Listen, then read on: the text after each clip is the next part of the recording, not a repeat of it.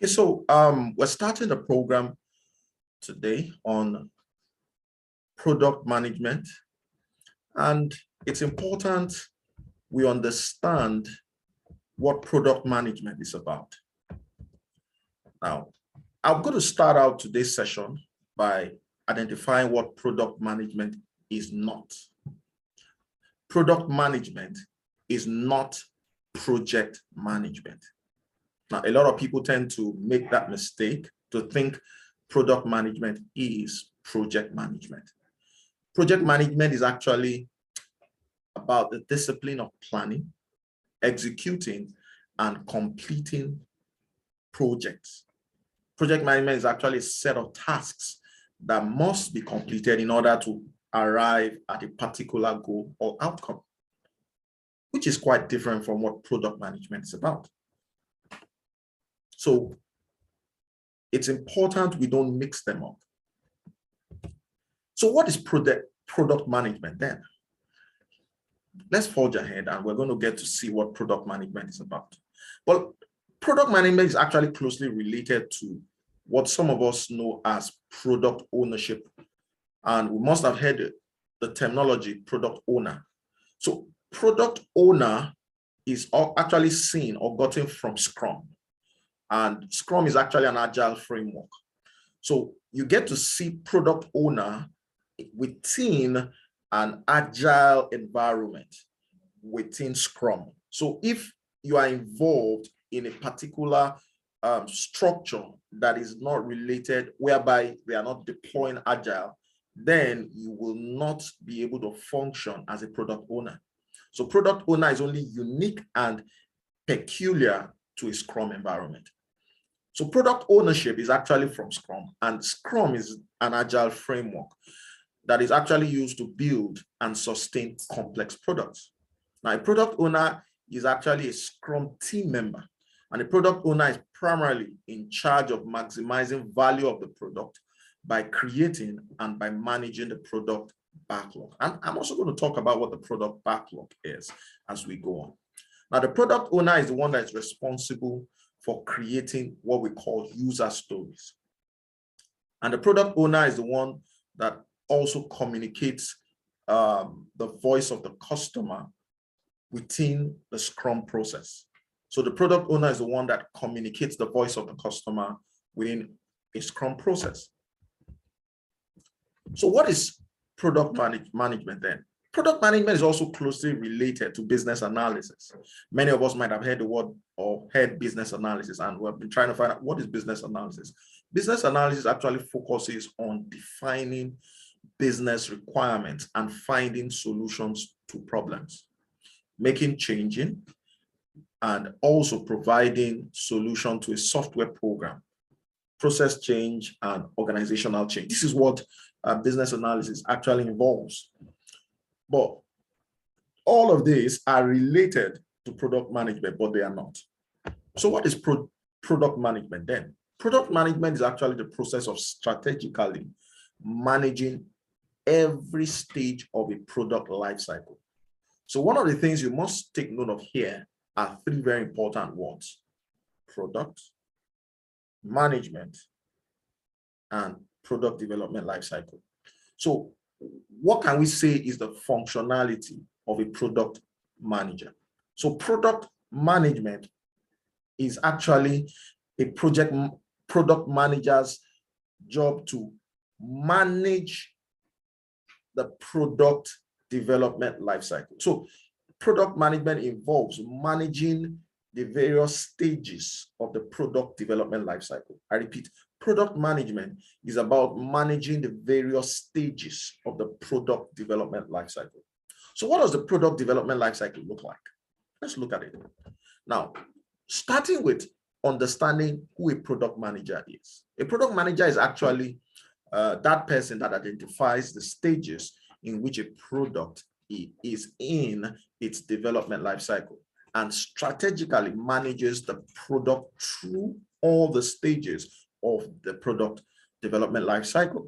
So the product development lifecycle is something like this.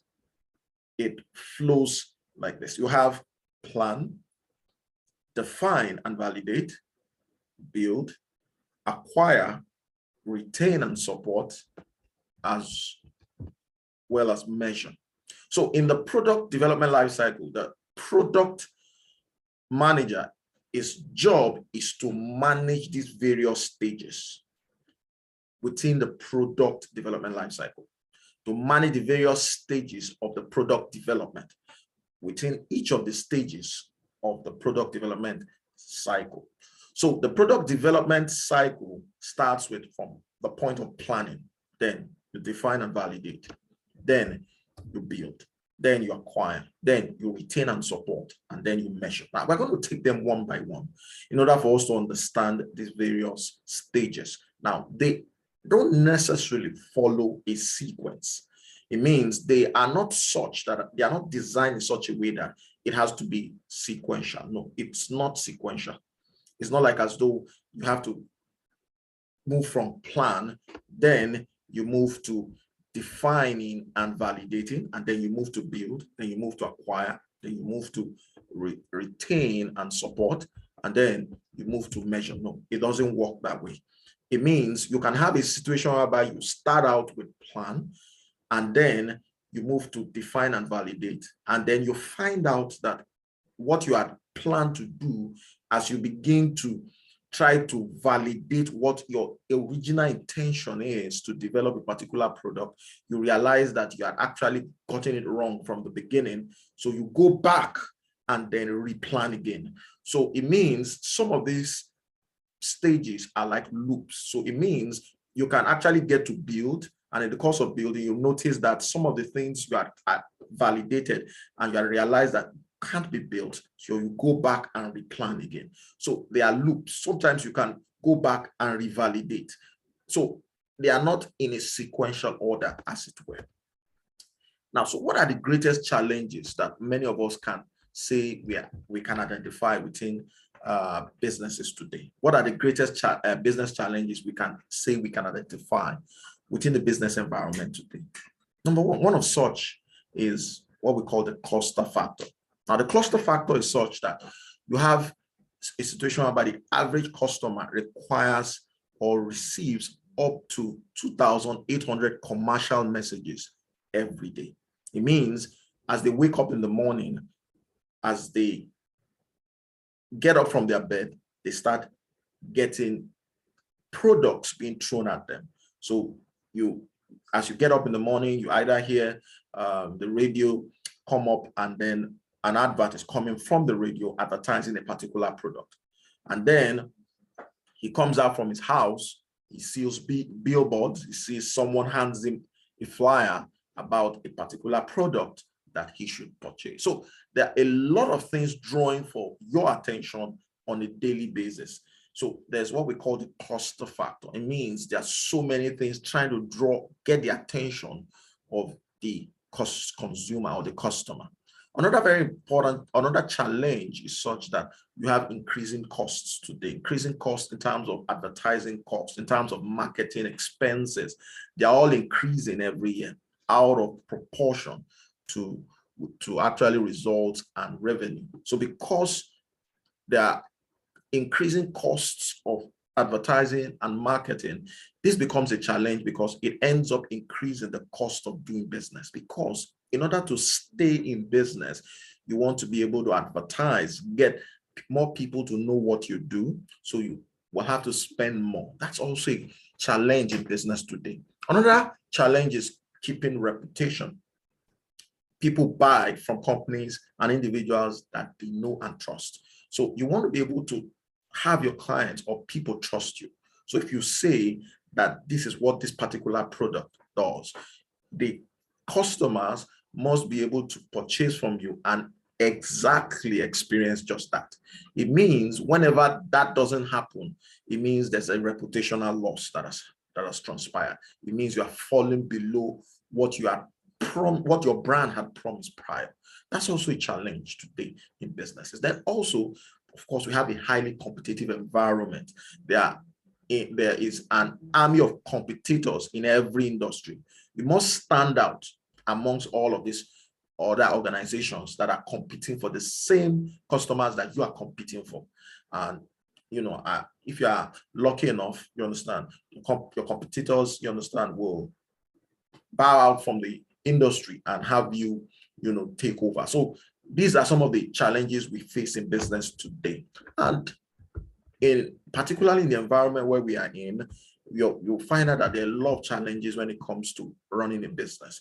Now, in terms of business, you must understand that whatever product or service you are actually having to offer, or you are trying to bring out into the market, you must be able to carry out a market research.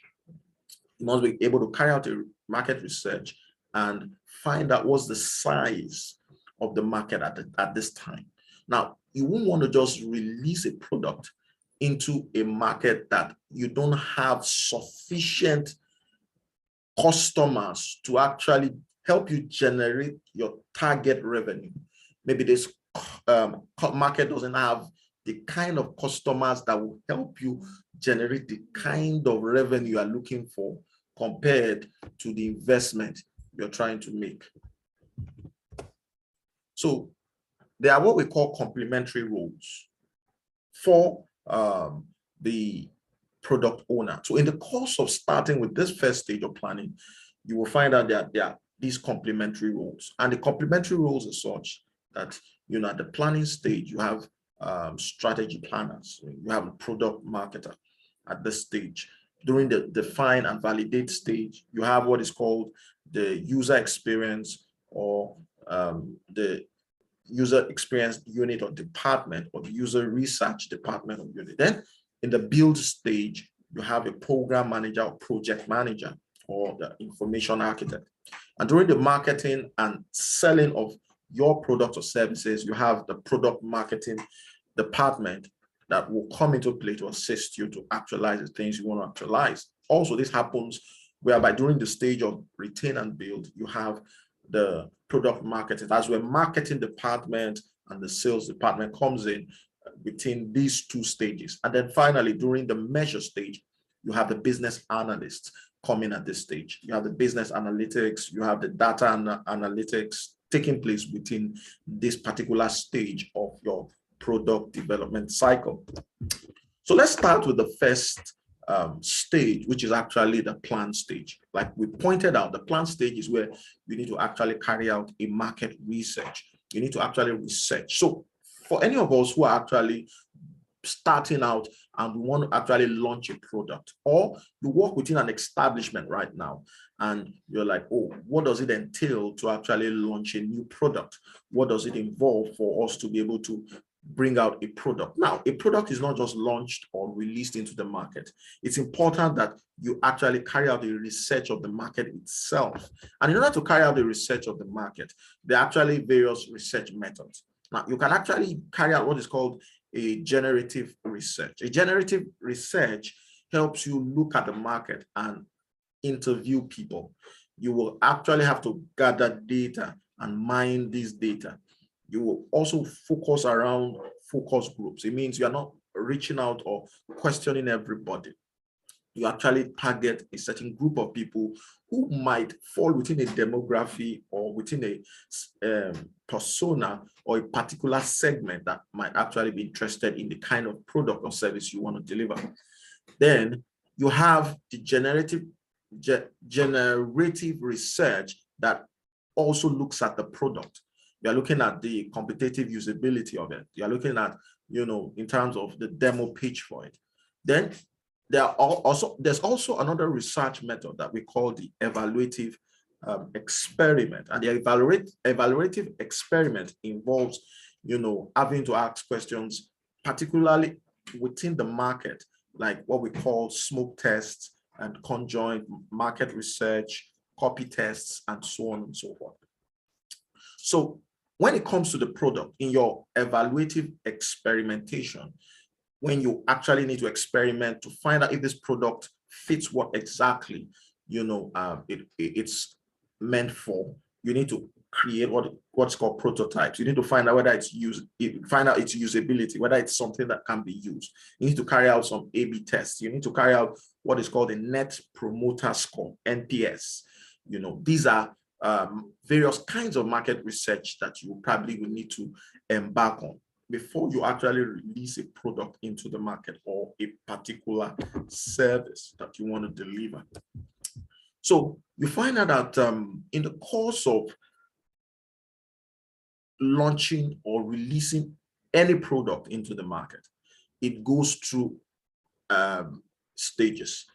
And every product has what is called a life cycle. There's the point at which you introduce the product into the market. There's the point at which once that initial introduction has taken place, then people begin to purchase it. Then you begin to see a high response from the market as regards the product you've released. People start responding and they start purchasing it. So there's growth happening. It means you start making sales. Now it gets to a point where so many people already have the product, so it gets to a saturated point whereby everybody within that particular space have come across your product. They're already familiar with it. So your product has actually gotten to a point that it has gotten to a saturation state within the market, and that is what we call the maturity stage. And then after that point, people start getting tired of it. They start looking for something new. They start looking for alternatives, something that is quite different from what you are offering, because they're a bit tired of using your particular product. So they start looking for an alternative. And once an alternative is presented, what happens is that a decline starts happening within the market for your product. So it means you start losing customers. Your customer appetite starts dropping, and a decline starts happening during this stage. So we must understand that in order to be able to ensure you manage this product life cycle, you must understand that once the product has gotten to the stage of the life cycle of maturity, it is at this point that you are launching or releasing a new product. So you are not waiting till it gets to the decline stage. It means you are not waiting till the product that has been released into the market from your firm or from your organization, when it gets to a point that the market is saturated, it's everywhere. People, or everywhere you turn, people are using it. People have it. You understand? People have been using it for a while. People after a while start getting tired of it, which is something similar to what happened to the Nokia 3310 that many of us are familiar with. Now, the Nokia 3310 got to a point that it got to saturation. It was everywhere. People had it. People knew it was durable. But people started looking for something new, something different, something, that could give them a different user experience. So a decline started happening, and people started losing interest in it. It was no longer something that was, that gave that spark in the eyes of the customer. So a decline started happening. And as a decline started happening, of course, at this point, Nokia was meant to have introduced a new kind of product that would have sparked the customers and wowed them. So most times you must establish what is called a product structure. And when we talk about a product structure, we're talking about what we call a product package. And it's broken into 3 stages. Either product or services, whatever the case may be. You must have what is called a product pipeline. What is a product pipeline? A product pipeline are ideas you've sat down, you've come up with, you've looked at the market, you've carried out your market research, you've identified the needs and the problems that the market has, and you are creating a product to meet those needs. You are creating a product to solve those problems. Now, one of the things is that when you create a product or a service, it might not be the season to launch it. It means you create them, but the market is not ready for it yet. So what do? You create it and await the time where it will be launched. So it means you create products and put them into what is called a product pipeline, or if it's service that you are coming up with, you put them into what is called a service pipeline. So you have these services that you are putting in your pipeline until when the market is mature and ready for such a product, then you launch it into the market. But you don't launch a product into the market when the need arises for it. It means you create a product awaiting the time when the market will have need for that particular type of product or that particular type of service. So it means you should sit down and be innovative. And that's why organizations have what is called research and development units or departments. What they do is that they sit down, think, research, find out what are the likely kinds of products that will solve peculiar kinds of needs that will arise in the next 5 years, in the next 10 years, in the next 20 years. So they design those products and then they put them in a product pipeline, or what we call, they design those services and they put them in a service pipeline. Then once the market is now mature and ready for those products, they launch them into the market. And once they launch them into the market, of course, there are organizations that it's also important you don't have one type of product. It means you should have different types of products addressing different segments of the market and addressing different kinds of customers. So it means if you are having a product you're launching, you should have different kinds of products addressing different kinds of needs and addressing different kinds of problems that your customers have. So it means you now have what is called a product catalog. A product catalog is actually capturing the various kinds of products that your organization has for the market. Now, there are organizations that, have different products, but the market might only know one product. And that's where marketing comes in. Marketing does what is called brand awareness, not product awareness alone, but they also do brand awareness. For example, Coca-Cola is a brand, but Coke is not the only, in terms of the Coca-Cola itself, in terms of the drink, is not the only product they have. They also have other products. They have bottled water. They also have Coca-Cola chewing gum and gum, and they have other products that they have beyond the Coca-Cola itself, the drink. So it means all of those products are captured in what is called a product catalog.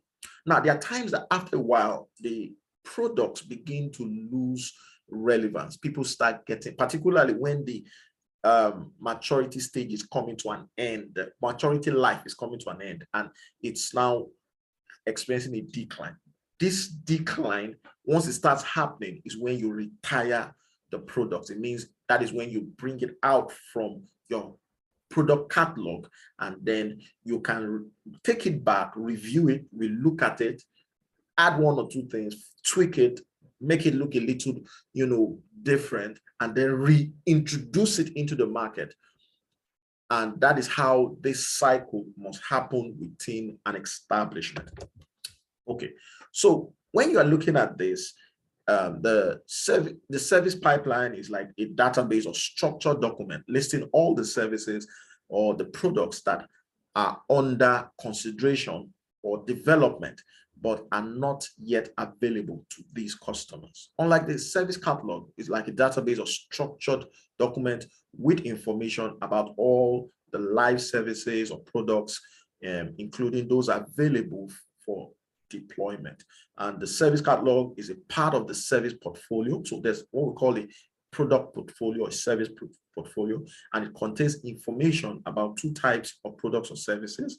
And of course, you have your customer facing products that are visible to the business and the supporting products that are required by the service provider to deliver customer facing services.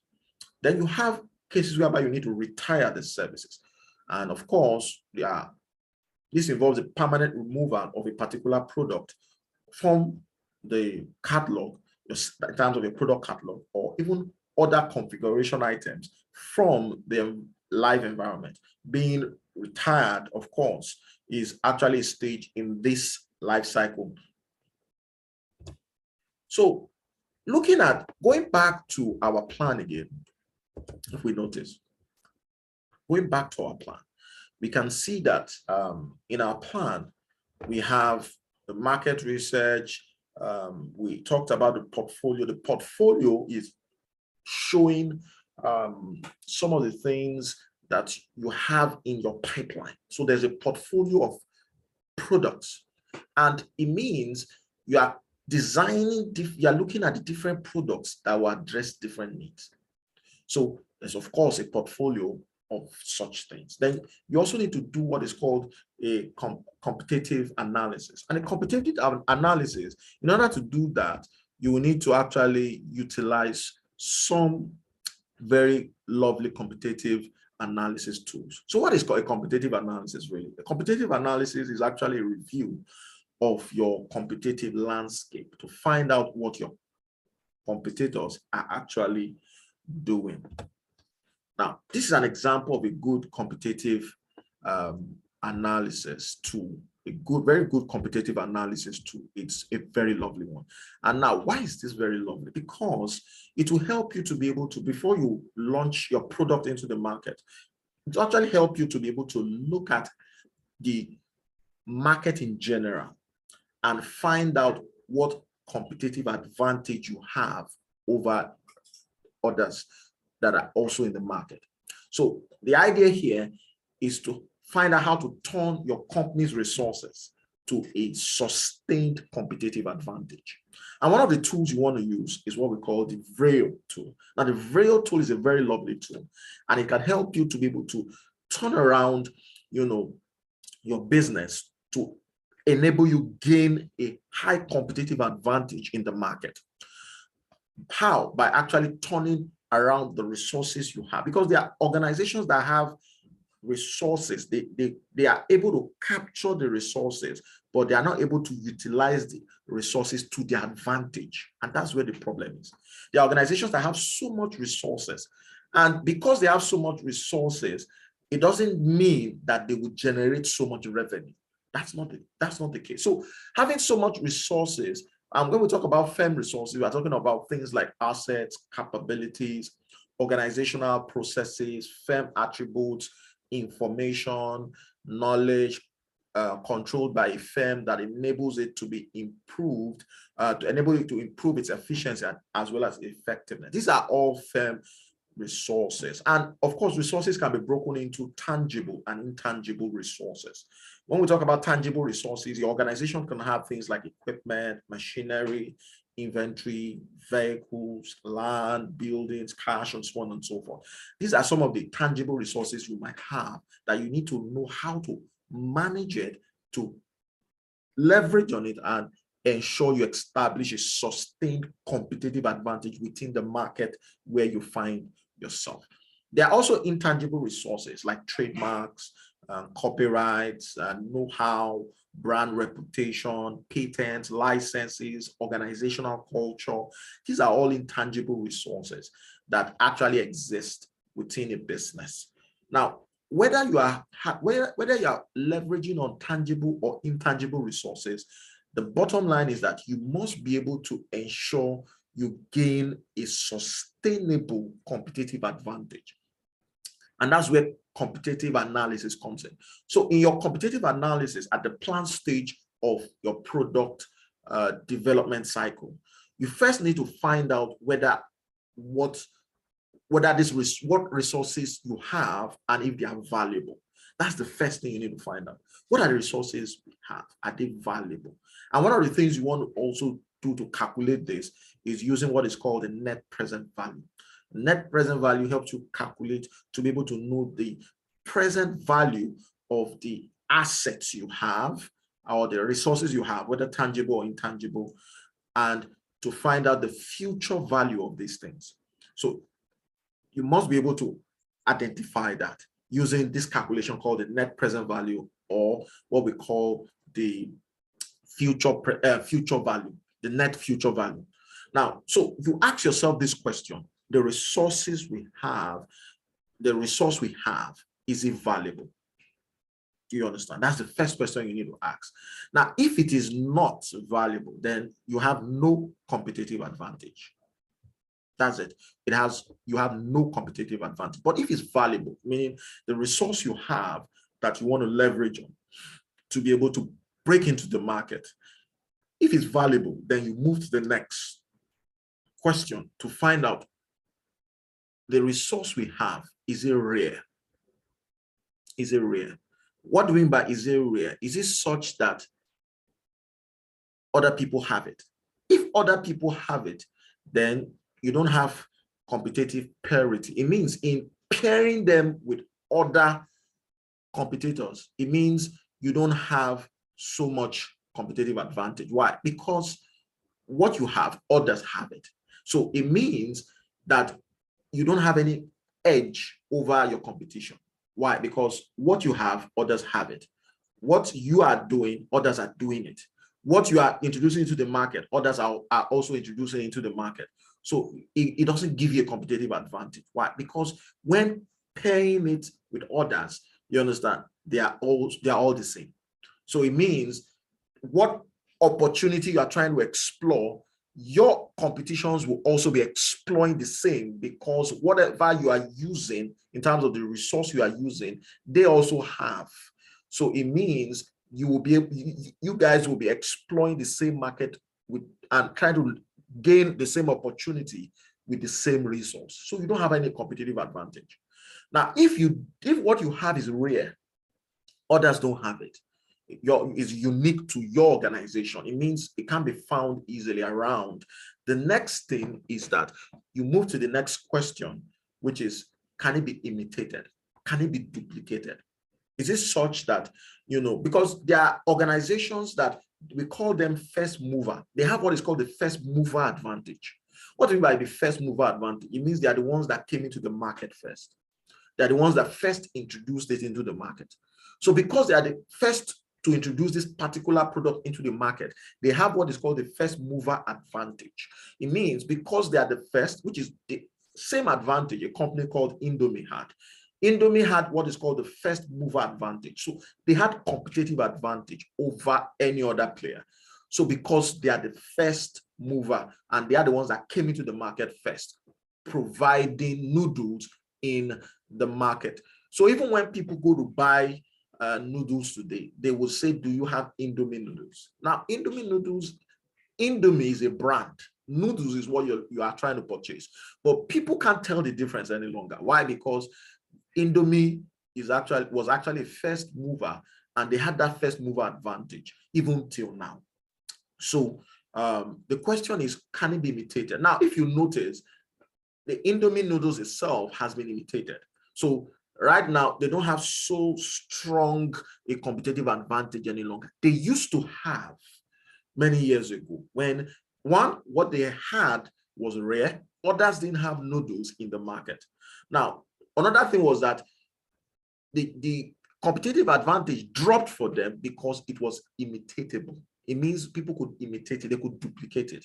And when we're talking about imitating, if you are producing or coming into the market and you are releasing a product that people can duplicate, they can imitate, then your competitive advantage would drop. An example is Coca-Cola having a imitation called Bcg Cola. Now, there was Big Cola, there was Bcg Cola, and the Bcg Cola was an imitation of the Coca-Cola. Now, you notice that it affected Coca-Cola in the market because there was a competition, and this Bcg Cola gave them a run for their money. Now, though the Bcg Cola, in terms of their power in the market, has dropped a bit compared to when they initially came into the market. But however we want to say it, you must consider whether whatever you're bringing to the market, whether it can be duplicated, whether it can be imitated, whether it can be copied. And that's why people get what is called patents. That's why people get copyrights and things like that. Another very important, so if the answer is no, that, oh, this, what I've introduced into the market, it can be duplicated, then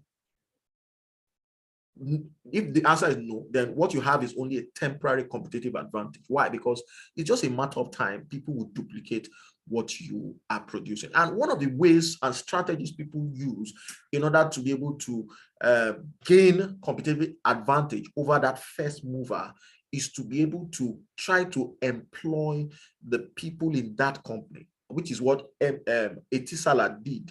When they came into the market, they began to reach out to MTN staffs to try to employ the MTN staffs, in order for those staffs from MTN to share some of the secrets that MTN had as regards how they were actually able to gain so much advantage in the market. So one of the things is that if you are not able to duplicate the product, you can't get the exact thing because of patent, because of copyright, some organizations will now look for people who have inside secrets to the trade secrets of that company and try to employ them within the organization, so that when they employ them, those ones can share the trade secrets of that rivalry company, and then they can also be at that same level and compete at a equal level with the other company that was probably the first mover or has a better competitive advantage.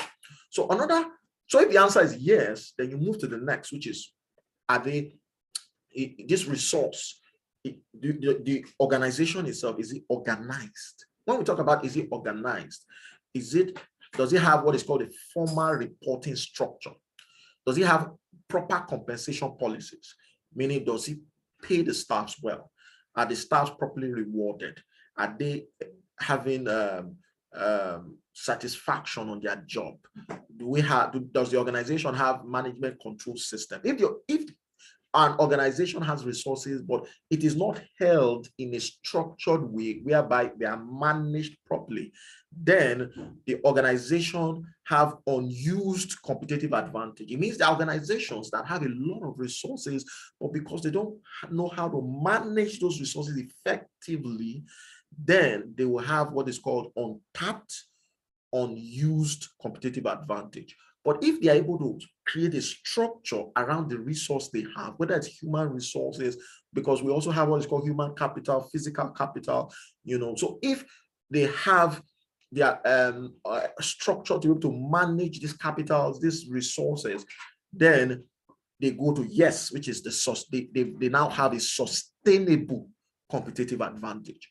So this is what we call the competitive analysis. There are other tools apart from the Vreo tool. We also have another very lovely tool, which we call the Porter's 5 forces model of competition. Now, the Porter's 5 forces model of competition, looks at the entire market holistically. And it starts with looking at what we call, the rivalry that happens among all of the existing competitors right now in the market. Now, if you notice right now, let's look at the telecoms industry as a case study. You see a lot of price war going. There's a lot of rivalry among the existing competitors in the market right now as it concerns the telecoms industry. I'm talking about the likes of the MTNs, the Nine Mobile, the Airtels and the likes. Now, so there's a lot of rivalry among these existing competitors. So one of the things you want to consider, because there are forces that must be considered when you're trying to bring a product into the market, in terms of you must look at the competition. And when you're looking at the competition, one of the things you are looking at is rivalry among existing competitions. You are looking at the number of competitors in the market. If you have a lot of people already in the market, you have a lot of competition already. That means you need to fold your sleeves and get ready for a lot of fighting. And then you're also considering the diversity of the competitors. You are considering the industry concentration. You are considering the industry growth, whether the industry is growing in terms of whether it's a growing industry or whether it's a stagnant or declining industry. You can't be jumping into an industry to release a product into that in that industry and people are coming out while you are going in. That tells you that you are not thinking. You are not thinking of what you must be able to find out. Why are people leaving this industry? You understand? What is it that's making them leave the industry?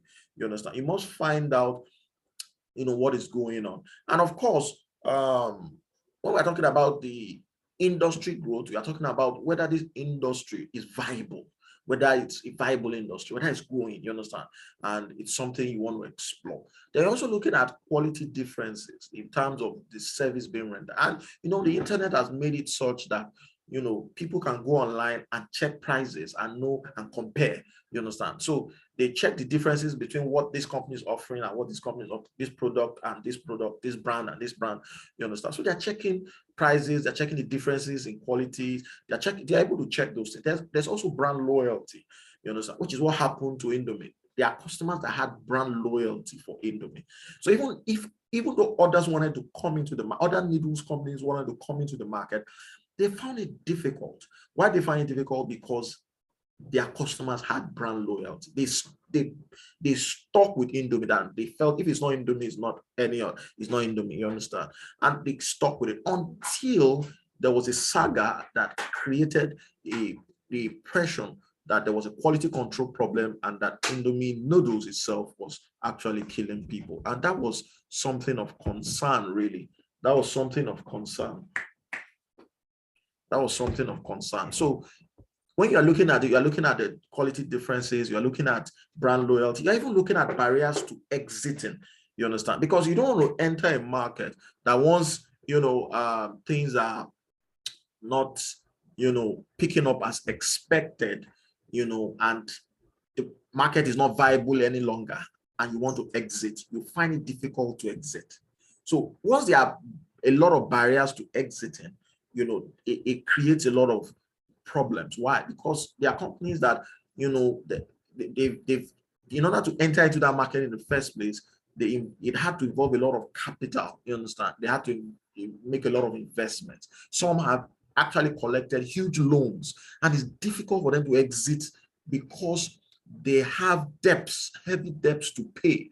So they can't just leave. They can't just turn their backs and leave. Why? Because, they have to take care of all those debts before they can leave that market to another market.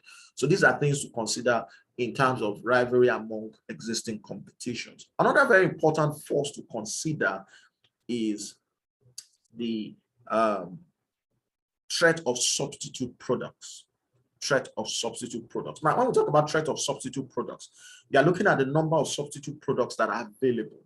Because if you're actually in the market, you want to look at, okay, who are those companies that have actually duplicated what you are actually, whether they are able to duplicate what you are trying to introduce. You understand? Whether they can substitute with another thing. For example, someone who's actually coming into the energy drink industry, and then you are looking at a situation whereby maybe the organizations are making it so tough, such a way that the prices of this energy drink, in terms of cost of production is high.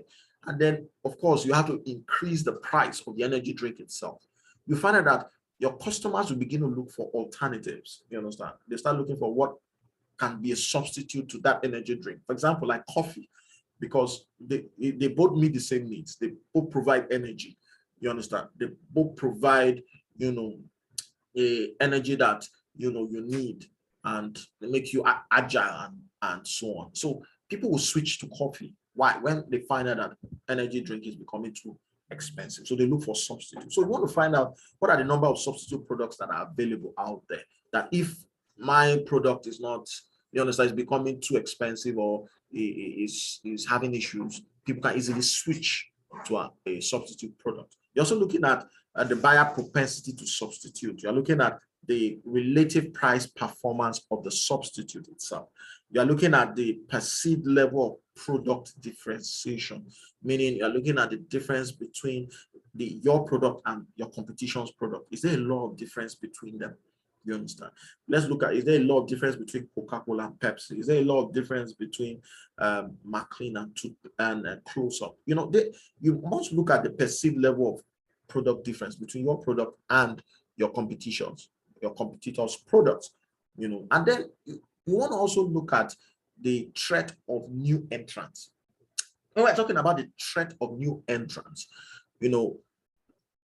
even to enter the market, you're looking at the barriers to entry, because when the barriers to entry are high, it means they discourage people the market discourages people from coming in. Why? Because the barriers to enter that market is high. What could be the barriers to entering the market? It could be that such it could be capital intensive.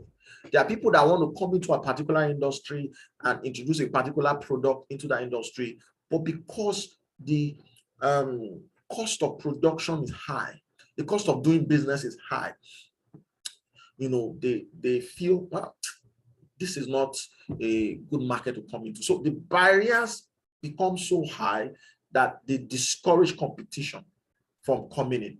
You understand? So you want to consider all of this. Are the barriers to entering this market high? If they are, you want to consider that the economics of scale, the brand loyalty of the customers who are actually in that industry already. You understand? You are coming into an industry that their customers for a particular brand you are trying to compete with that are loyal to that particular brand.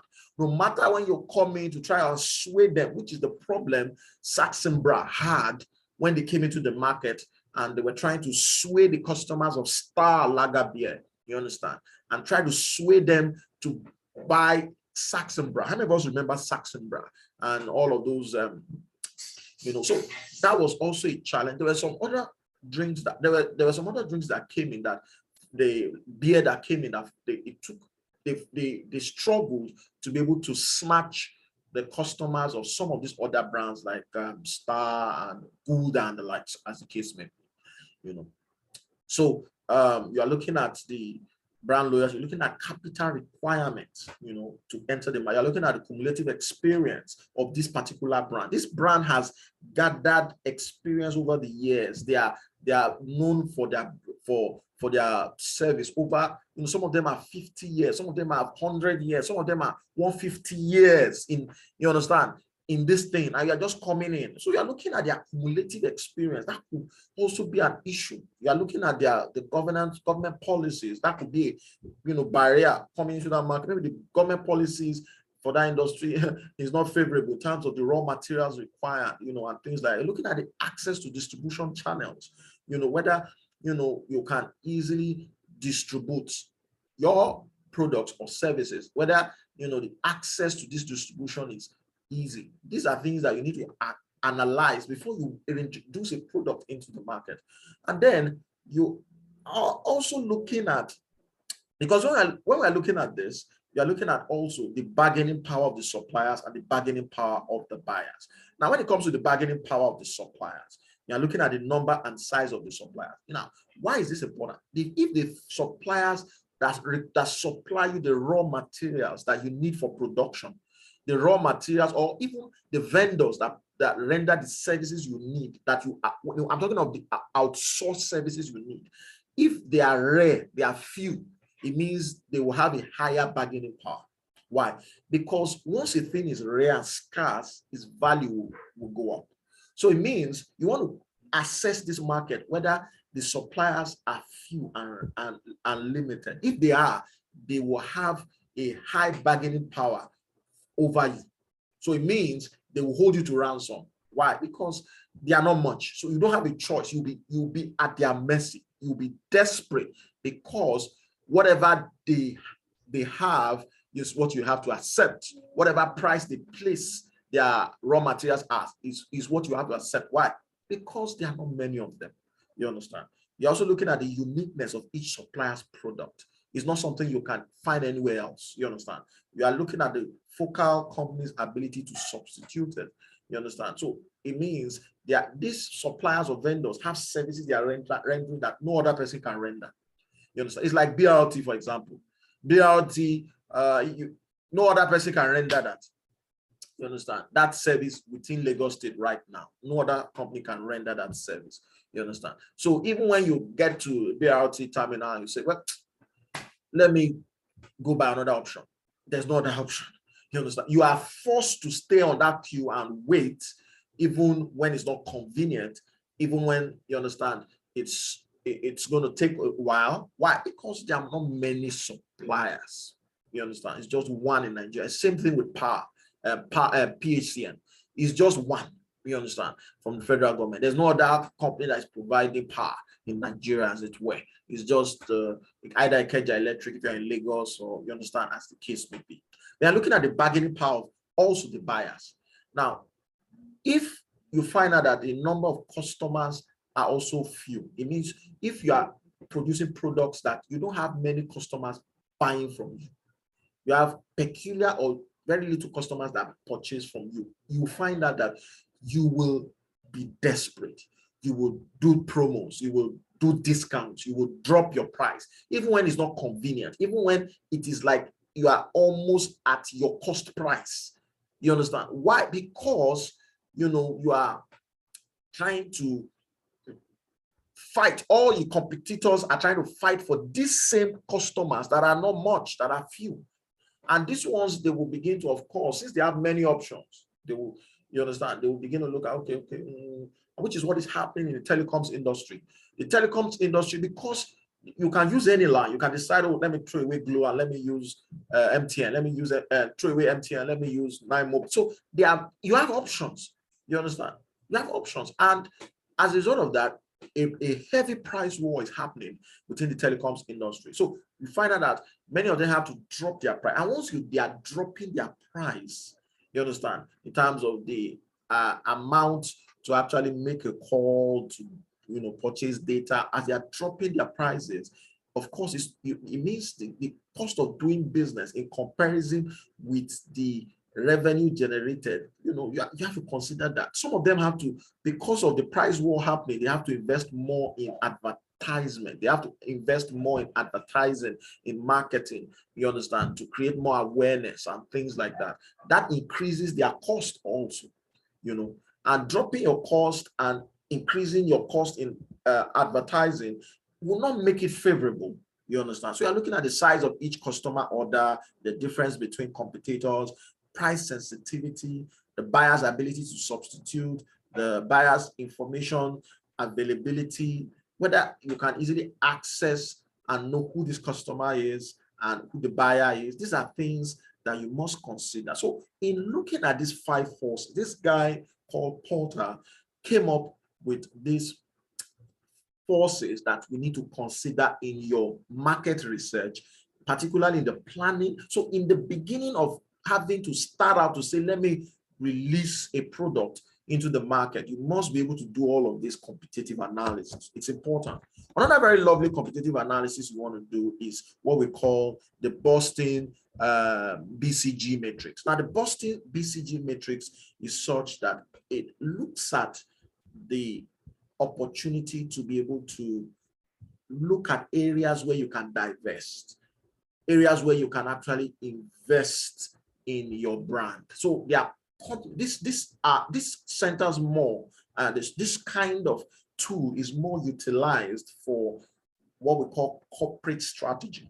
Unlike the previous ones that we just looked at, we looked at the Vreo, and the Vreo is more of a tool that is used more around business strategy, as well as the Porter 5 forces model is used more around what we call business strategy. So if you are having to sit down to review and analyze and say, oh, should we come into this market?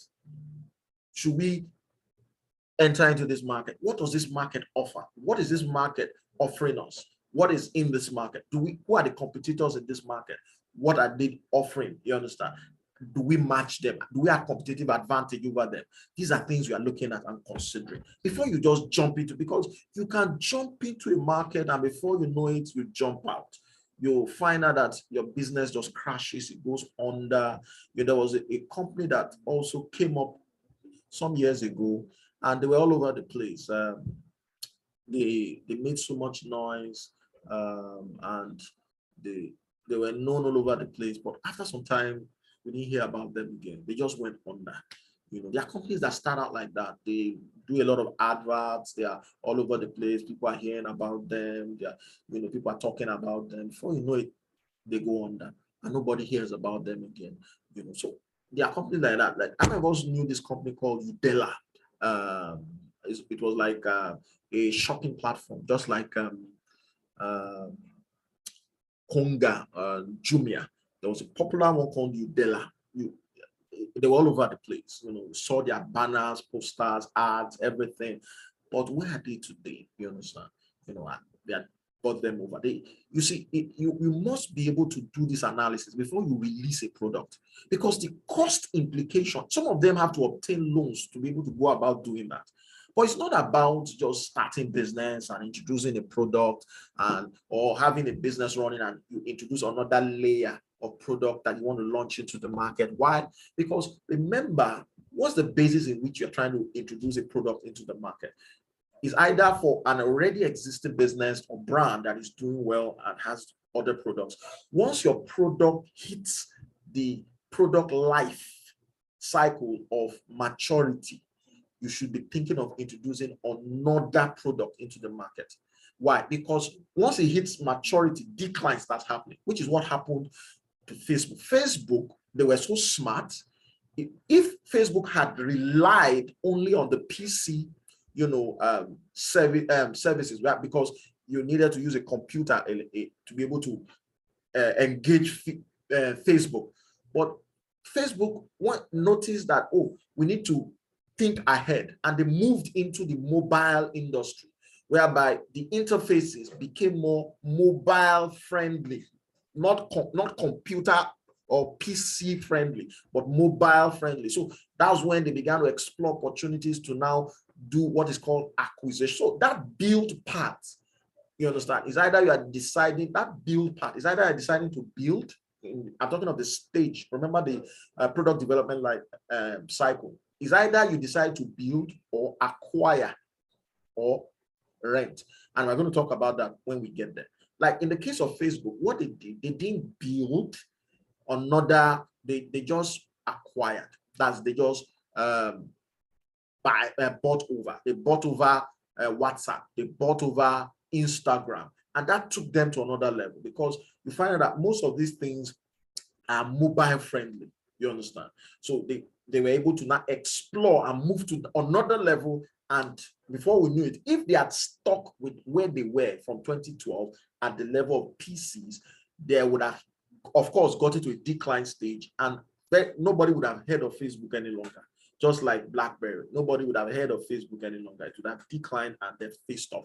But why they went up and they began to shoot through the roof and revenue started coming up was because as the saturation hit, they started exploring also, and then you saw the transformation to Meta. You understand? And then they began to integrate all of these platforms together and all of that. That is what we call product management. And in terms of ensuring that each stage of the product development cycle is being managed accordingly to ensure that you're able to achieve the highest level of efficiency and effectiveness within your business growth. So the tool called the Bcg Matrix is such that it helps us to actually be able to look at the competitive analysis more from a corporate strategy. Remember, the other two had looked at it more from a business strategy, but this looks at it more from a corporate strategy. Why? Because this is more for businesses that probably might have multiple products. And if you have multiple products, you want to be able to know which products to actually withdraw from the market and which one you need to actually introduce or invest more into, and which one is actually bringing in the revenue amongst all of the other products. For example, if you look at Samsung has, multiple products. They have the Samsung air conditioners. They have the Samsung freezers and fridges. You have Samsung TVs. You have Samsung sound systems. You have Samsung fans. So you have a lot of products. So at the corporate level, they will need to look at each of those products and say, is this sustainable? Is this product generating the kind of revenue that requires us to keep producing this product? And you're able to understand that. One of the ways to understand that is using what is called the Bcg Matrix. The Bcg Matrix, is just 4 cells with the horizontal axis representing relative market share and vertical axis denoting market growth rate. So what happens is that if you look at the matrix here, what it does is that it looks at 4 quadrants. Now, you have on the vertical axis, you have what is called the market growth rate. And on the horizontal axis, you have what is called the relative market share. Now, what does this mean? For example, looking at the market growth rate, you are looking at the market growth rate in terms of in that particular market, is it growing? Is it a growing market? For example, the technology market right now is growing. It's growing seriously. You understand? So when we're talking about the market growth rate, so it means a lot of organizations are coming into tech. So you have what is called ed tech. So education is coming into tech. You have med tech, medicals and medicine. You understand? Or the medical industry is coming into tech. You have fintech. So you have the financial industry coming into tech. So you have, you know, the health tech. You have the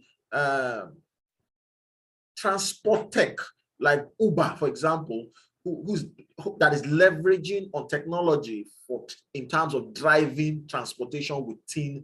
Now they also have entered into the food tech. So there's food tech. There's also Uber Eats, whereby, you know, they also exploit technology to be able to enter into the food industry. So that's a growing market. So when we're looking at market growth rate, the question is it a high growing market or is it a low growing market? Those are things you consider. That is this axis. Then on this horizontal axis, you have what is called the relative market share. So in relating your brand with on other brands, do you have a low market share or a high market share? In terms of, when we say my market share, I'm talking of, this is relative. So you're looking at relating your brand with another brand. Do they have a larger market share compared to yours? If they have a larger market share, then relate it in terms of comparing it. How large is yours in comparison with them? How low is yours in comparison with them? These are the things we are considering. So in order to be able to do this, we have to look at what is called create 4 quadrants. Now, the first quadrant is what we call a question mark. And the question mark, you know, talks about, you know, products that we are still skeptical about whether this ones will survive. We are just introducing, there are new products that are just introduced into the market, and we are still having question marks around them, whether this product will actually survive in this market. Now, there's a quadrant we call star. Star products are products that, you know, they are actually doing very well. They are shining. They are products that are doing exceptional well. An example of a star product is the iPhone. The iPhone, for example, they have, of course, if you look at Apple, Apple has numerous products. They have the iPad, they have the iPhone, they have the iTunes, they have, so they will look at all of these products and find out which one is more viable. You understand? Which one is doing well. Now, they just introduced the ones that they put on the ear, you understand, like earphones. I think they call them AirPods or something. You know, that's another layer of product they just introduced. They even have air drumsticks. So that's the air drums, the drum, like drumsticks. They such that you don't have to have a physical drum. All you just need to do is buy those drumsticks. They are electronic, such that once you start hitting, you can hit anything and it will make the sound of as there will be a speaker and it will make the sound as though it's a drum. That's not a new product they just introduced. So, but the star product for Apple is the iPhone right now. That's the star product. It's one shining. It's the one, you understand, making waves. It's the one that is doing exceptionally well. And I'm going to look at and understand what that means. Then we have what is called the cash cows and the dogs. The cash cows are products that you need to act, that are generating high revenue for you, and you are milking them to serve other business units. It means this particular product unit or product layer is the one that is generating more money and generating money the most, that you now milk to be able to generate the revenue that you can invest in other business units or other product lines. Do you understand? Then you have the dogs, and I'm going to explain what each of these is. So the stars let's start with that. Star represent business units having large market share. So if you look at, based on this quadrant, can you remember this quadrant? This star has a high market share and high, it's actually high market share, and then it has the high market growth rate. So the stars is such that they may generate cash, but because of it's a fast growing market, because it's a high growing market, you understand? It's such that there are a lot of people in that particular industry. So in order to stay on top, they have to invest a lot in advertising, you understand, in publicity, brand awareness. They have to invest a lot, you understand? So because they have it's a fast growing market, there are a lot of people in that market, they need to spend so much, you understand, to keep themselves at that top. So even though they have a large market share, so many people are buying from them, but they have to keep doing adverts and all of that in order to stay on top. Now, you have the ones we call the question mark. The question mark represent business units having low relative market share, and they are located in high growth industry. So when we say high growth industry, remember the axis here. So this shows you that, this market is such that is a high growing growing market. It means it's a fast growing market. A lot of people are coming into this industry. Why? It's viable. It's, you understand, a lot of people are coming into it. It's the in thing. So, but these people have a low relative market share. They don't have much customers, but it's a fast growing market. You understand? So it means we are still having questions, doubts as regards whether this will survive in this market. So such products, you understand, you need to question yourself, will this really survive? You understand? Will this really survive? You understand? And that's what's happening, like the BlackBerry now. I still question, is it BlackBerry has even, they try to, redesign the products and such a way, came out with sleeker models of it, but it still had questions around, because products that after a while, because these ones you are putting a lot of money to invest into it, to get it to, pick up from the ground, you understand? But when you try and do that, investing, and it's not picking up from the ground, at the end of the day, you have to drop it and it becomes a dog. And what is it? I will explain what the dog is. But before we get to the dog, we have what is called the cash cow. What is the cash cow? The cash cow represents business units having a large market share in a mature market. It means it's a slow growing industry. It means people are, have tried to compete in that market. They try to compete, but they've lost their fighting spirit. You understand? They see that, we can't beat these guys. You understand? These ones, it seems they have the market dominance. It's just like some cement companies, you understand, that try to enter to try and, see if they could break. But Dangote Cement and Elephants have just remained at the top. Other cement brands that have come in to try, they struggle, but they seem to see, we can't beat these guys, and they just bow down. You understand? So it's gradually becoming a slow growing industry. So you see products like for Dangote has a lot of product, but you notice that I think the cement product itself seems to be the most viable, seems to be their cash cow, as it were. It seems to be that is where they are actually milking. So that particular layer of product, even though Dangote has different products, they have sugar, they have pasta, they have different products, but it seems the cement has that particular product seems to be their cash cow. So they are generating quite a lot of revenue from there to now service other product lines. You understand? To service other product lines. So you find out here they are not investing so much in advertising, and they're not investing so much in brand awareness, because they're already on top. They don't, there are companies that they don't need to do much adverts any longer, but they are on top. They are known. You understand? People already know them. They have brand loyalty. An example is St. Leo's Sugar. I don't think I've ever seen an ad on St. Leo's Sugar. You understand? But they just have brand loyalty. There are people who still buy St. Leo's Sugar up till now. They don't do much advertising, but they are like cash cows. You understand? That particular brand, that sugar has, stayed in the market and faced this test of time, and it has become dominant in the market over the years. Even though there are other sugar brands have come in, but that one has still remained till now.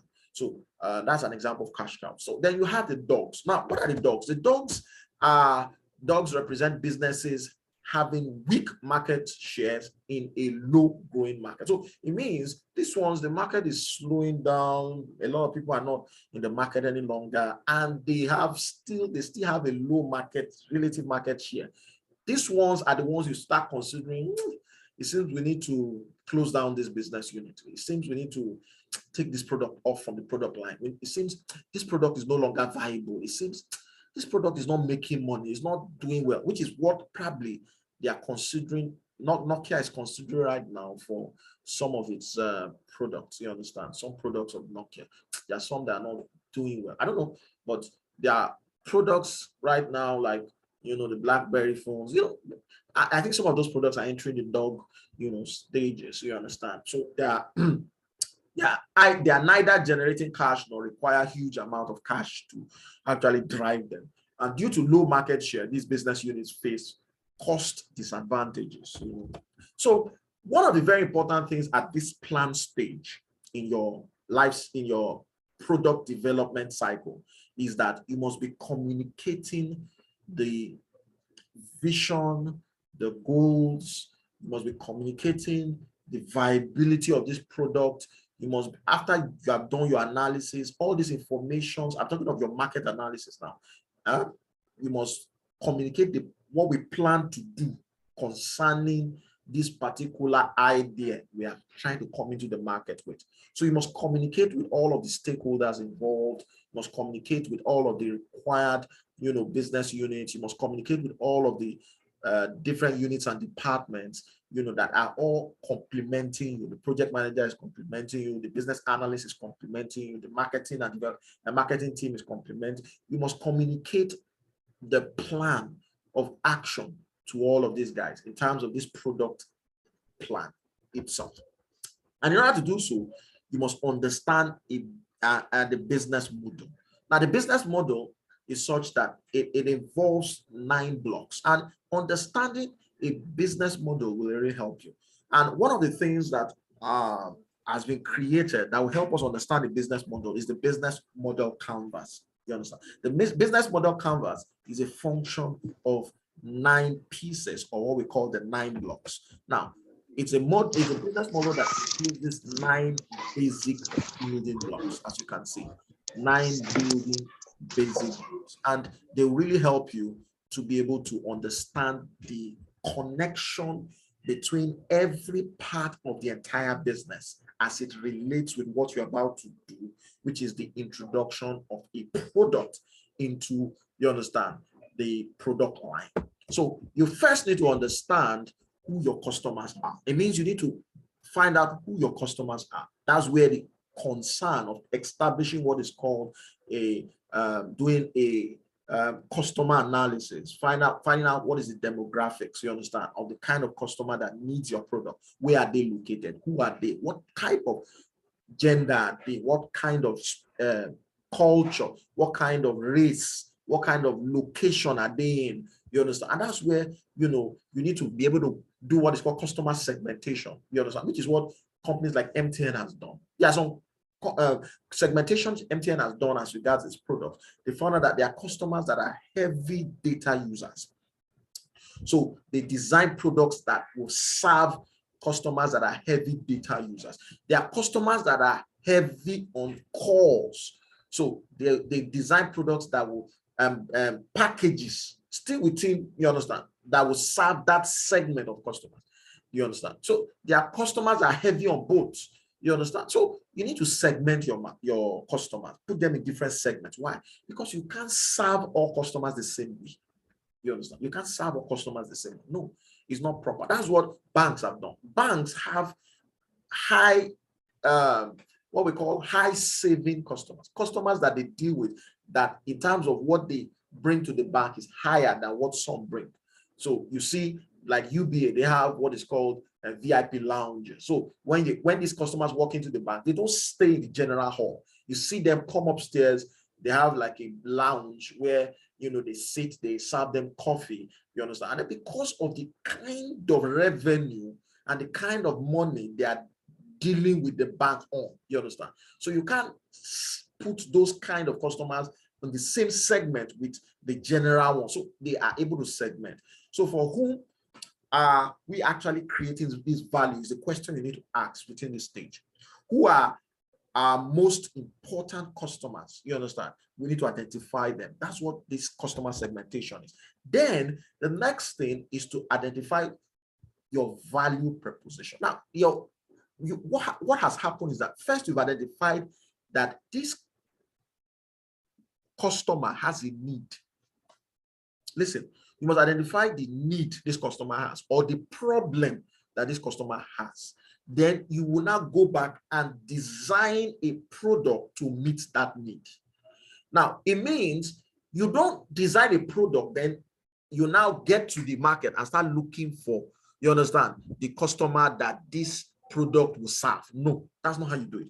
You first go to the market and identify what the problem is, the peculiar problems of people. Then you find out what the needs are of people. Then you go back and design a product that will meet those needs. Those products that will meet those needs is what you now rate as being valuable, because the customer will say, this is valuable to me because it meets my needs. You understand? So it means when you are now trying to get to tell the customer about your product, it is based on that this product offers this value. You understand? Because value is not determined by your company, it's determined by the customer. So that's why the customer will say, well, I can pay because I find this valuable. You understand? So there must be a value proposition. What are you proposing? You understand? What's the value you're offering? You understand? Not the product, the value in the product. And what value do we deliver to the customer? These are questions you must ask at this stage. Which one of your customers' problems are we helping to actually solve? What customers' needs are we satisfying? These are questions we need to ask. What hurdles of products and services are we offering to each customer segments? Now, the next one is a channel. So now that you've identified your customer and the segments they are in, the next thing you've seen that, oh, this is the product we are offering and the value it's bringing to this customer. So the next is the channel in which we need to get it to the customer. What's the channel? Now, initially we had physical channels in the past, but with the advent of the internet, there are now what we call online channels. For example, this is an online channel I'm using to deliver value to you. You understand? And so I'm delivering value to you right now. And this is an online channel I'm using to deliver this value. And speaking of value, by the way, I also need to mention that for some of us who are on this platform, I want to encourage that you enroll for some of our programs, because you see the product management program involves quite a number of very important roles. So you will get to see that within product development and in terms of product management, you have a business analyst. So we have a training on business analysis coming up actually in the month of August. A lovely training on business analysis. It's a 4-day program, and I want to encourage that you enroll for it. It's a life-transforming and life-changing experience that you want to be part of. It enables you to become a certified business analysis professional. So we're going to prepare you for the CBAP certification exam.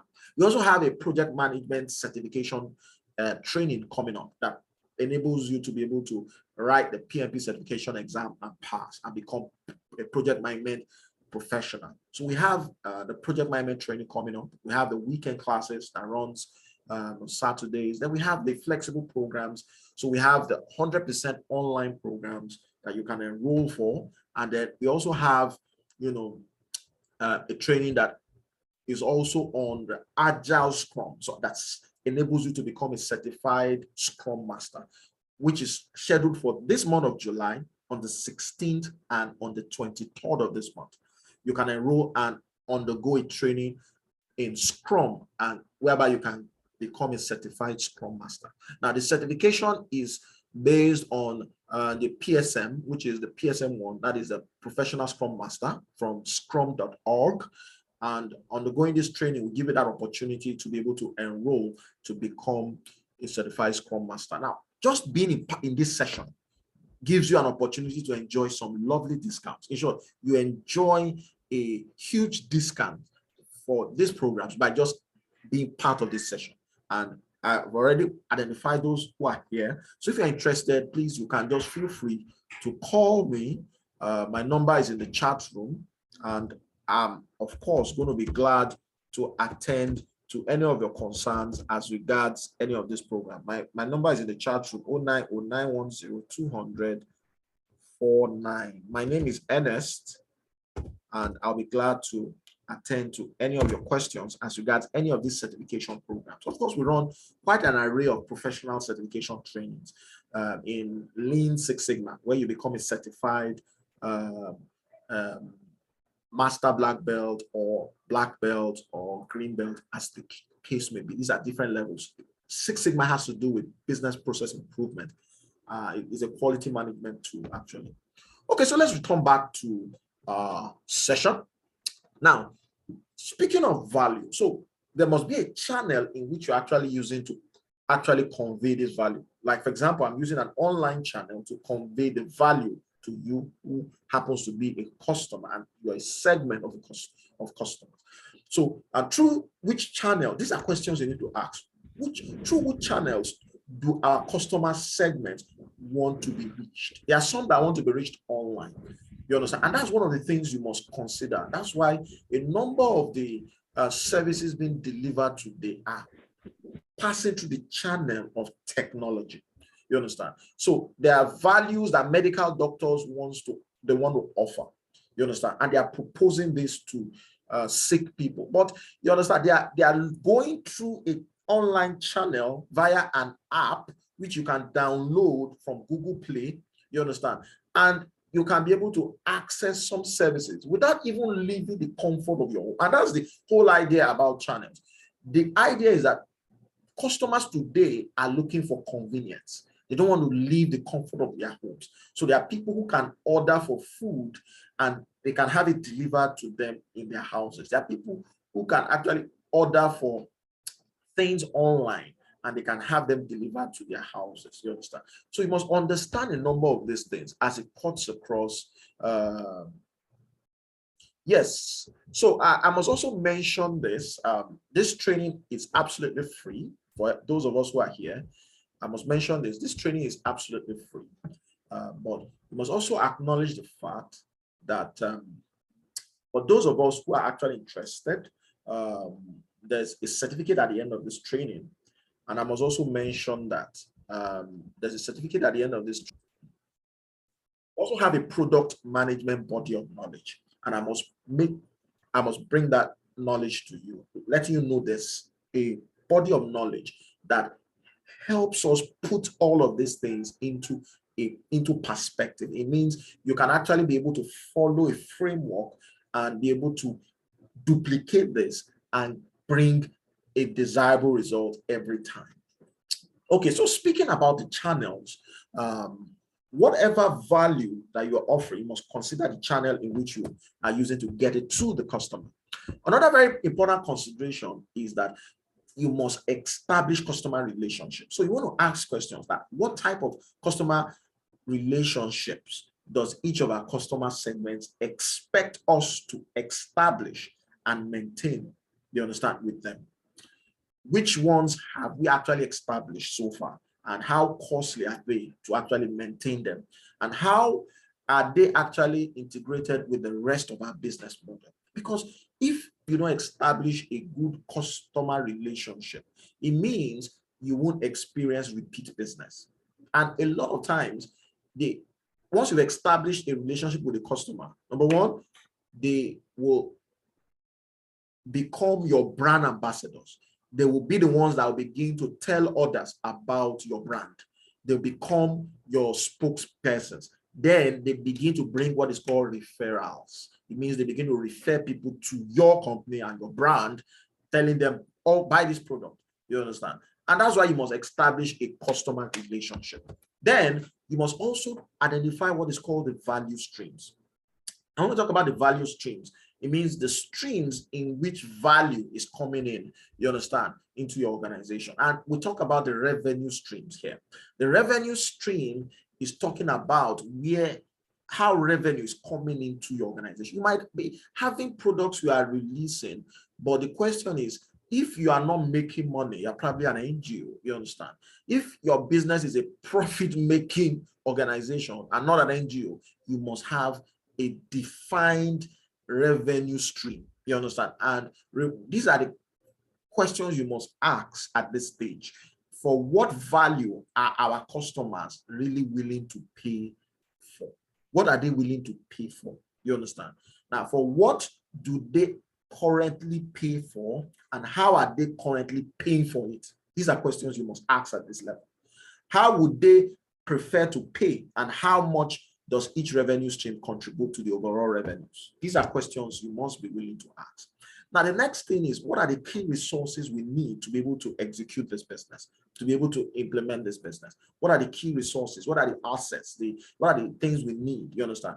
These are things you must establish. What key resources do our value propositions require? Our distribution channels, what key resources does it require? Maybe you need some trucks. Maybe you need a website if it's an online channel. Maybe you need, you understand, licenses. You need patents. You understand? You need an office space. You need to rent or lease, you understand, a complex or a hall, whatever it may be. You must be able to establish what key resources you need. Then the next thing is, what are the activities that we need to be involved in order, on a day-to-day basis, in order to be able to generate this revenue? So the question here is, what key activities do our value propositions require? Our distribution channels, our customer relationships, our revenue stream.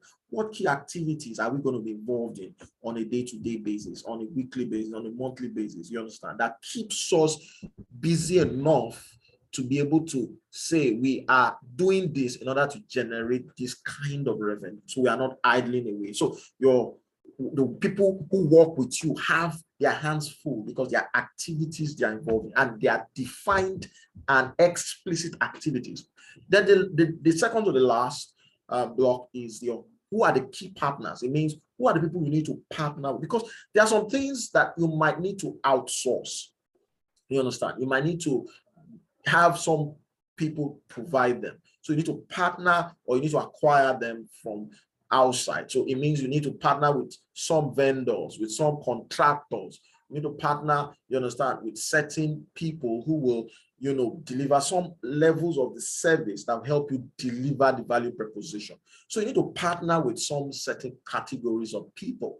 You understand? Organizations. You need to partner with. So these are very key things that you need to take consideration of. Then you also need to also define what the cost structure is. It means in terms of what is going to be your expenditure structure. It means, what are the things you will need to spend money to do? Do you understand? You need to find out, what are we spending on? What cost structure do we have? So what are the most important costs inherent in our business model? You understand? Do you want to introduce a new product? You understand? Do we need to get a loan to be able to actually finance the rollout of this new product? You understand? Do we need to actually sell some aspects of our business to be able to generate the revenue, to be able to go into this product line or into this market? These are questions you need to ask. And at the end of the day, you have a beautiful picture. Now let's turn this concept into a useful tool, because they are just scattered all over the place. Now, if you look at this is what we have come up with. So you have the key partners, so you list all of that out. You have the cost structure, you list all of that out. You have the revenue stream, you list all of that out. You have the key resources, you list all of that out. You have the key activities, you list all of them out. You have the offer itself, your value proposition, you list all of that out. What are the channels? You list them out. What are the key the customer relationships you've established and how you intend to go about that? You list that out. And then the customer segment, you list all of that out. And then you have something like this. you have something like this. Now, for those of us who are going to be having access to these slides, of course, you have the opportunity to be able to have all of this. And I also want to encourage that you also enroll for the full program on product development, which is actually coming up in the month of August. Now, remember, this is just the fundamentals, and we're not covering all of these things in terms of in details. We're just giving us a summary and helping us understand what these things are about, just at the elementary or the basic level. Okay, so one of the very important things you also need to do in your analysis is to find out what your strengths are, what your weaknesses are, and using a tool called the SWOT analysis. Many of us must be familiar with what we call the SWOT analysis. Now, the SWOT analysis helps you know, okay, if we are going to be entering into the market, we are introducing this product, what is our strength, so that it will help us to be able to take advantage of the opportunities that are in this market. And what are our areas of weakness? You understand? Because our areas of weakness could be, maybe, for example, we have a loan we are servicing. Our area of weakness could be that maybe our location. For example, some locations are not too advantageous for some organizations. So you see them relocating to an area that's closer to the customers. So if you are too far from the customer, that's another thing, you know, that could be a weakness, you understand? And then you experience stress, because before you get to the customer, your competition has gotten to the customer. Why? You are too far from where the customer is. And that's why you see some organizations moving closer to where the customers are, you understand, things like that. You know, so you must consider what your areas of strength are, because those areas of strength are where you now are able to maximize the opportunities. And your areas of weaknesses are the areas where you now need to partner, and you are able to now, you know, outsource those areas, you understand? Because you don't want to have anything threaten, you understand, your opportunity to make money in certain areas. So you outsource those areas, you understand? And because having to partner with someone who that area of weakness that is for you, that area of weakness for you is their own area of strength, you understand? And that is how to utilize this tool. Very lovely tool. So this brings us to the next stage of the product management development cycle. And this has to do with defining and validating. Now, we've looked at all of this. We've taken almost more than an hour, 30 minutes, just looking at one stage, which is the plan stage, which helped us look at, you know, market research and sizing, competitive analysis, looking at the visions, the goals, the business model canvas. You know, and when we talk about the vision, that is where you're actually looking at strategy. You understand? And strategy looks at what are our mission, what are our core values, what is our vision as a business, and how we can match all of that in designing a particular product that is aligned with the organization's vision, mission, and goals. You understand? Then the next thing, which is the next stage, is to now define and validate. At this point, you are now going into what is called customer research. You have done market research. Here you are now coming into customer research. And that is where you now start doing proper segmentation and identifying the personas, you understand, and creating a forecast model and doing what is called an MVP testing. Okay, so at this stage, this is a customer research that you're doing. You have to actually identify the fact that, you know, you have to define the type of customers you are dealing with and who are these customers. Because in terms of business, you must identify in dealing, whether you are dealing with another business, whether it is a B2B or a B2C. What do you mean by B2B? Meaning your business dealing with another business, or your business dealing with individual consumers or customers. You understand? So you also want to identify whether, you know, your customers, in terms of the product you are creating, whether it's for internal customers. I always say internal customers, you're talking about customers who are within the establishment, within the organization. It's like, for example, the IT department creating a customized type of chatting platform, which is an intranet that is going to serve internally the organization. You understand? So it could be the designing of a customized, type of risk management platform that is peculiar, or it could be even a project management planning tool that is designed by the IT department that is customized for your organization. That's internal. Then it could be external. You're dealing with customers outside your organization. So these are very important things you must be clear on in terms of carrying out a market research. Who are the customers you are dealing with? You understand? Are they internal? Are they external? Is it an individual customer? Is it a business? You understand? What is being shipped is important. Why? Because, if it's digital products you are creating, the supply chain is going to be different from if they are material products. You understand? You must understand what products are you designing. Are they digital products? Are they electronic products? Are they technology-driven products? Are they material products? Are they electronics? Are they machines? Are they equipment? Are they materials? You understand? So if the type of product would also determine the supply chain involved, you understand? The people are going to be interfacing with in terms of vendors, in terms of contractors, in terms of suppliers, and so on and so forth.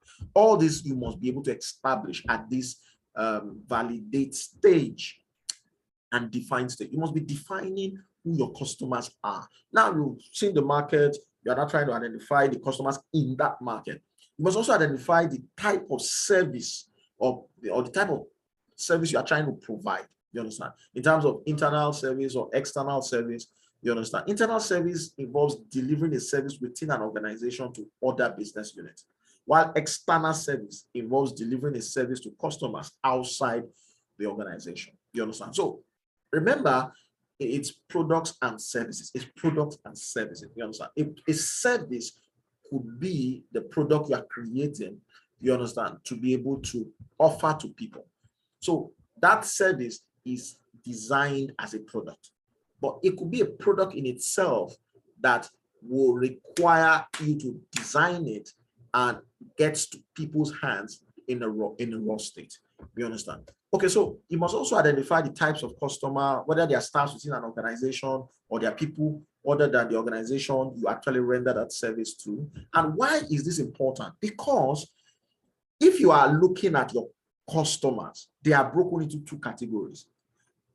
You understand?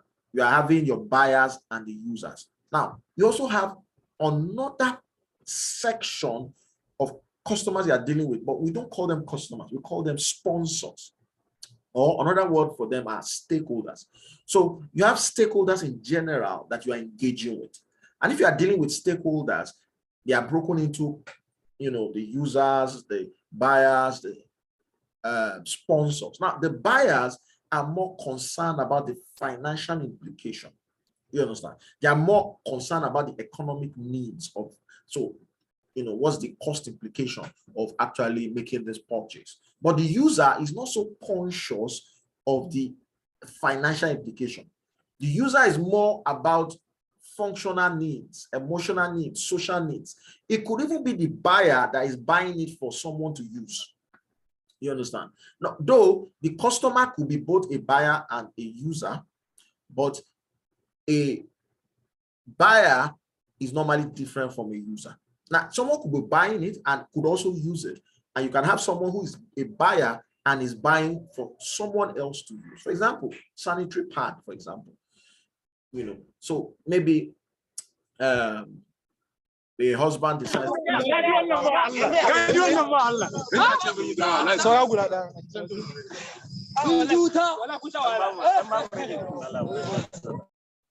so a husband is deciding to buy sanitary pad, for example, for the wife.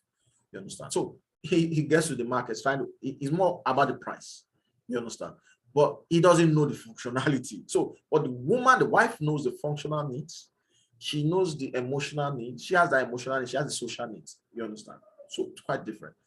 Then you have the sponsor.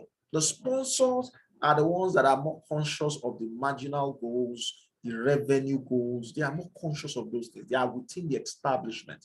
You understand? They are like the shareholders and so on and so forth. They could be the people who are determining, you understand, what should be bought, what should be paid for, what should be done within the establishment, and so on and so forth. But these buyers, users are normally external, they're outside, you understand. These sponsors are internal within the organization. So that's the difference between them. So you must be able to study your customers, that's the research, and understand the customer experience journey. The customer experience journey is such that it goes from awareness to evaluation, because you're trying to actually ensure that you understand this experience. That's why organizations, in dealing with their customers, they have what is called, experience centers. And if they have experience centers, they're trying to tell you that we understand the customer's experience journey. So they start with brand awareness or product awareness, which is marketing. Then they do an evaluation. They get to, you understand, the customer is aware that this brand exists. That's why you find out that some customers enter the retail store and say, please, do you have a close-up toothpaste? Now, they didn't come and say, do you have toothpaste? They'll say, do you have close-up toothpaste? Why? Because they already are, they are aware that that brand close-up exists. Why? Because marketing has done its work. So it means the person who is in sales in that retail store, who is a salesperson, can sell easily. Why? Because marketing has done its job and there's awareness of that particular product, and not just the brand, the product itself. So there's product awareness, there's brand awareness. Then there's the customer will evaluate, then purchase, then is looking at the delivery, then is also looking at how to use the supplements in terms of maintenance. You understand? Supplements like parts, like if you buy a phone, you're also considering that would these parts be easily, replaced? That's why some people buy certain kinds of cars like Honda, Toyota. Why? Because maintenance is easy. And then when we say supplements, the parts are available everywhere. There are some cars that the parts are not available. So it discourages the cost. So that's one thing you need to consider about your product in terms of making available the parts of it such that the customer in using it and it has issues in terms of repair, he can easily access the parts of it to be able to repair it. Is it easily repaired? Those are things you need to consider. Then, is it such that it can be disposed? So it will also be disposed at some point. It means the life of that product will come to an end. So it's important that in your customer research, you're able to break your customer into segments. And the customer segmentation requires you to be able to look at customers from a geographic standpoint. You understand? There are customers who are in the north, there are customers who are in the south, or so there are customers in terms of geographic location, because there are some areas that are very sunny, and there are some areas that experience a lot of cold, rain, snow, as it depended. So you're looking at geography, you understand, of the place, location, you understand. That determines a number of things in terms of considering the type of customers you're dealing with. You're also looking at the demographic in terms of their marital status, married or single, male or female. You're looking at the educational level. You're looking at their occupation. You're looking at their income level, whether they are high income, any low income. For example, StarTime came into the market and they were very conscious of the demographic and they addressed low income earners. DSTV, when they initially came in, they were focused on high income earners. You understand? But in order to produce products that will address low income earners, they created what is called GoTV. You understand? To be able to serve that kind of market. You're also looking at the religion of these people. You're looking at the nationality. That's the demographic. You're looking at the behavioral part of it in terms of whether these are online shopping customers, whether they are customers that don't like living home, they like comfort, they like convenience. So you must create a channel in which they can be able to access your products and make a purchase via an app or online. So every product you are designing now, you must consider a way to be able to interface it with technology, whereby there should be an app to be able to enable you purchase or be able to interact with your customers or something like that. Yeah, also looking at loyalty in terms of behavior, looking at usage frequency, you're looking at other very important actions like website actions and so on and so forth. Now you're looking at the psychographic, you understand? You're looking at lifestyles, personalities, interests, beliefs, attitudes, values. These are all very important things you must look at when trying to research who your customer is. You understand? And you try to break it into these 4 different types of segments, as you can see. Okay, so in your market research, remember your market research, which we carried out earlier in the plan stage of your product development cycle. What we did there, remember, competitive analysis, when we were looking at the alternatives that customers might have in the market, because when they see other competitors who are having similar product that you have, that's why we're looking at your product. Is it possible that it can be duplicated? Can it be imitated? We're looking at all of that when we're looking at market research.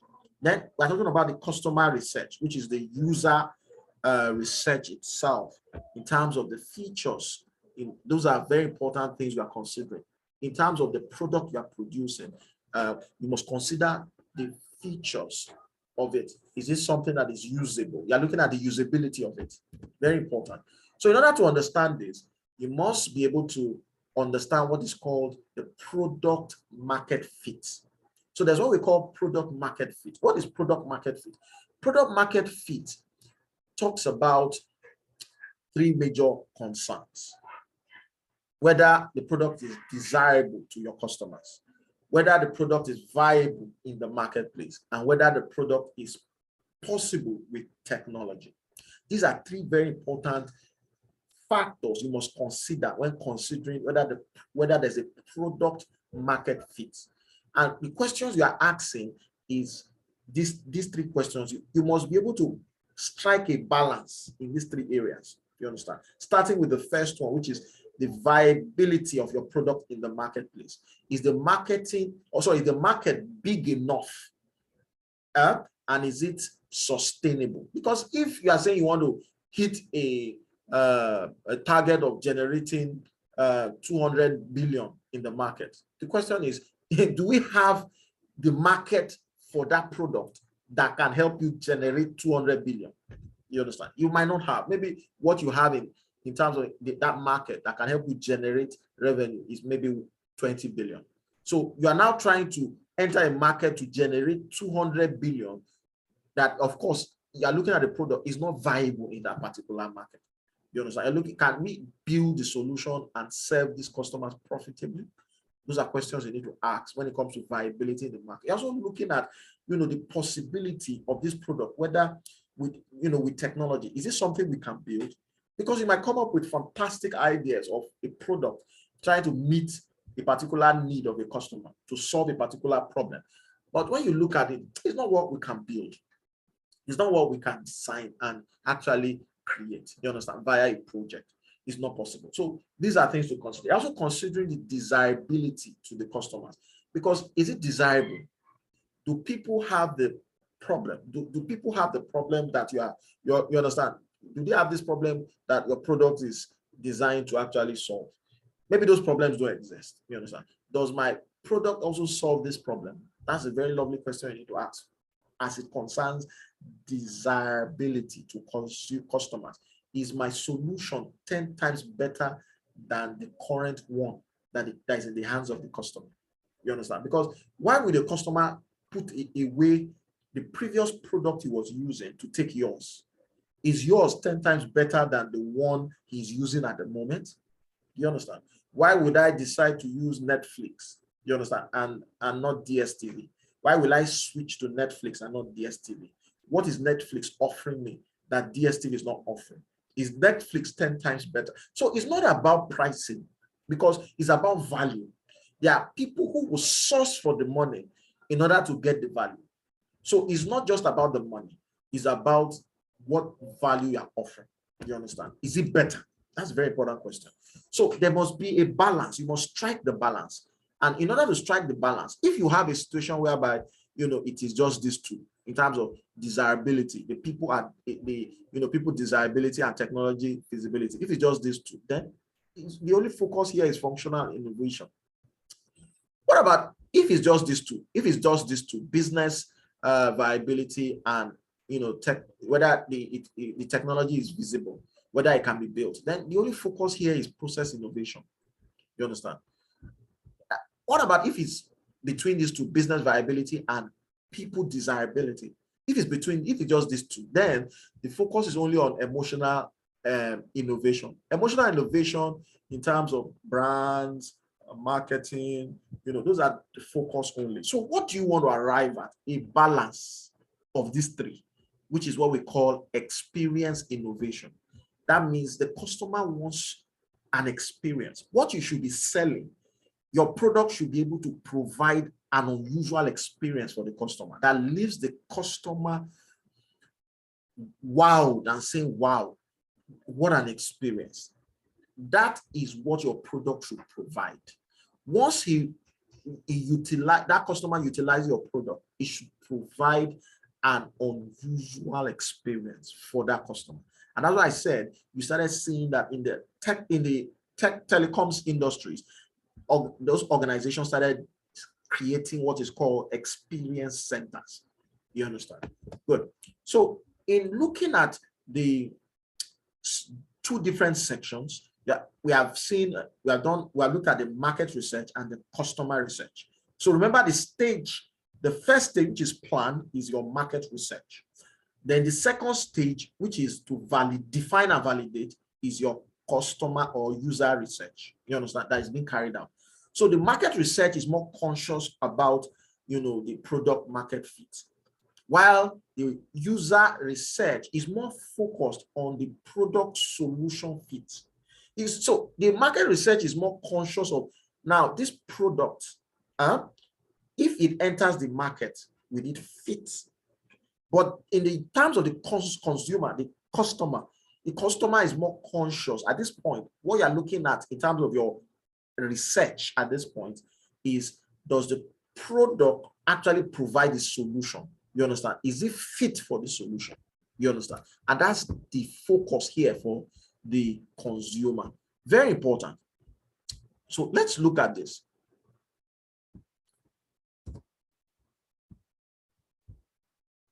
So in this analysis, you have a situation whereby you have your market research, you have your user research. Remember, I talked about the business model canvas. You have your business model design, which that business model canvas helps you look at what is called the business model fit. Then you have your product development, which is now the product development cycle in full. It looks at the product culture fit. So we have these three quadrants: market research, user research, business model design, product development. Now, under the market research, we have the product market fit. Under the user research, we have the product solution fit. And then we have the business model design, we have the business model fit. And then under the product development, we have the product culture fit. Now, when we look at the upper section, the upper half of the quadrant is more of an outbound product management, while the lower quadrant of the section of this chart looks at what is called an inbound product management. Of course, these are different things we're actually looking at, because the market research and the product development is more conscious of what we call creative or tactical product management. This involves more functional, you understand, functional within departments and units. But unlike these ones are what we call strategic product management. When we are looking at the market research, you are looking at the business model design. Here is where you have your sponsors. This is where you're having, you understand, the buyers. This is where you have the sponsors. The sponsors here are actually the ones that are more conscious with strategy, the strategic product management. Unlike the user, the consumer, they are more conscious, of the creativity part, you understand, and all of that. That's the functional part. Okay, so going to the third stage, which is the third on our product development cycle, is the build. This is where project management actually happens. For those of us who started from the beginning, and I talked about that product management is not project management. So we are talking about, oh, where does this come in all of this? This is where it comes in. This is where project management comes in the build phase. You understand? And the build phase involves roadmap, backlogs, user story, acceptance criteria, and so on and so forth. Here, you're either deciding to either build the application, build the product itself, or buy it. You understand? It means you're either deciding to rent. You understand? Maybe it could be a license, it could be a patent, it could, whatever. You are deciding to either buy or build or rent. You understand? This is what you must decide at this stage. Some can either build it from scratch. You don't have it. You understand? You are thinking. So one of the reasons why some people will build is because they have the capital and the wherewithal to build. But if you don't have the capital, you don't have the wherewithal, you don't have the expertise, you understand, you can rent. You understand? That's why some people starting a new business, they rent a place. There are some people that build the structure, you understand, from scratch that they use for their business. Some will rent the space, you understand? So it's also the same with your product. Some products can actually be bought and then they are utilized and, you understand, and sold. There are some that rent and then they require people to pay. For example, people who do own facilities, for example, maybe they rent a space and then they partition that space into offices, then they rent it out for people. So people come and pay for a desk space. For example, they come to pay for, the usage of a training room or a conference room, you understand, for their trainings. But the people who own that particular facility rented it from someone, you understand? So it could be that, you understand? So, and they are delivering that kind of service, and that's the product they're offering. So it depends on what it is. It's either you're building, you're buying, you're renting, you're acquiring. That's what it involves. And this is where project management comes in. You must also determine in having to build, what approach are you actually adopting in, actually going about it. That is where, because it's a project, you understand? And what we mean by project is project management is about, the management involved in creating a product. You understand? So it means within a time frame, a unique product, within a time frame, utilizing certain resources to be able to do that. So project management has two known approaches in which you can actually manage your project, which is to build the product itself. You can either use what is called the waterfall approach or what we call the agile approach. Now, the waterfall approach or the waterfall methodology is such that it follows a set of processes that are, particularly if it is based on a standard called the project management body of knowledge. Based on that standard, it follows a series of processes. There are 49 of them and they are grouped into 5. So it's sequential, you understand? Or if it is an agile methodology you actually deploy, an agile methodology is such that we are embarking on this based on the fact that, we are starting out a project to build something whereby, it has never been done before. So it means it's a new endeavor, it's a new initiative. You're building it for the first time. It has never been done before. Then it's better you use an agile methodology. And agile, in order to express it, in order to be able to carry it out, it requires certain frameworks. One of the most known and popular framework is Scrum. You also have Kanban, you also have Lean, and you also have XP as other popular frameworks that are known. Okay, so the popular one, known one is Scrum, and that is where you have a Scrum team. You understand?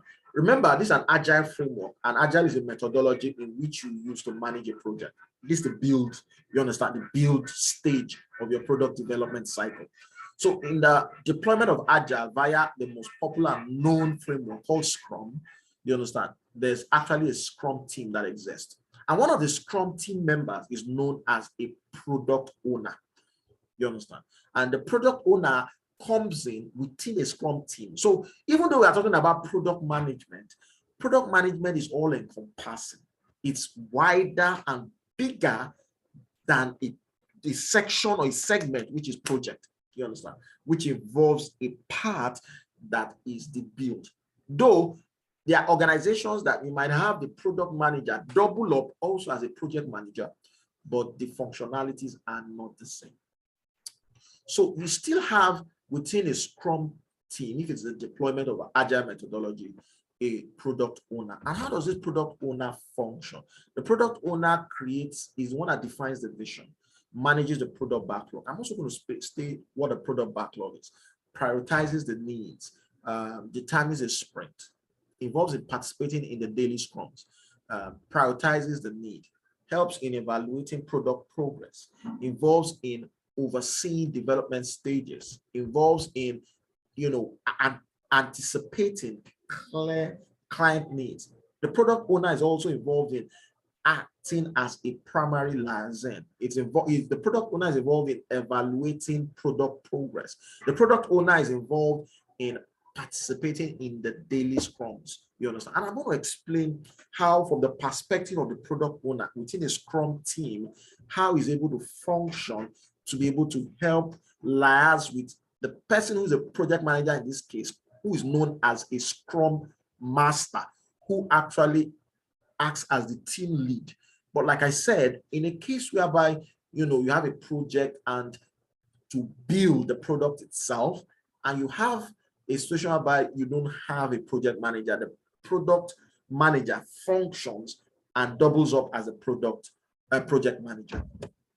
So, but the product owner in a Scrum team is functioning with the functionality of a product manager. And in the Scrum, because the difference between the product owner and the product manager is that the product owner is only restricted within the confines of a Scrum environment.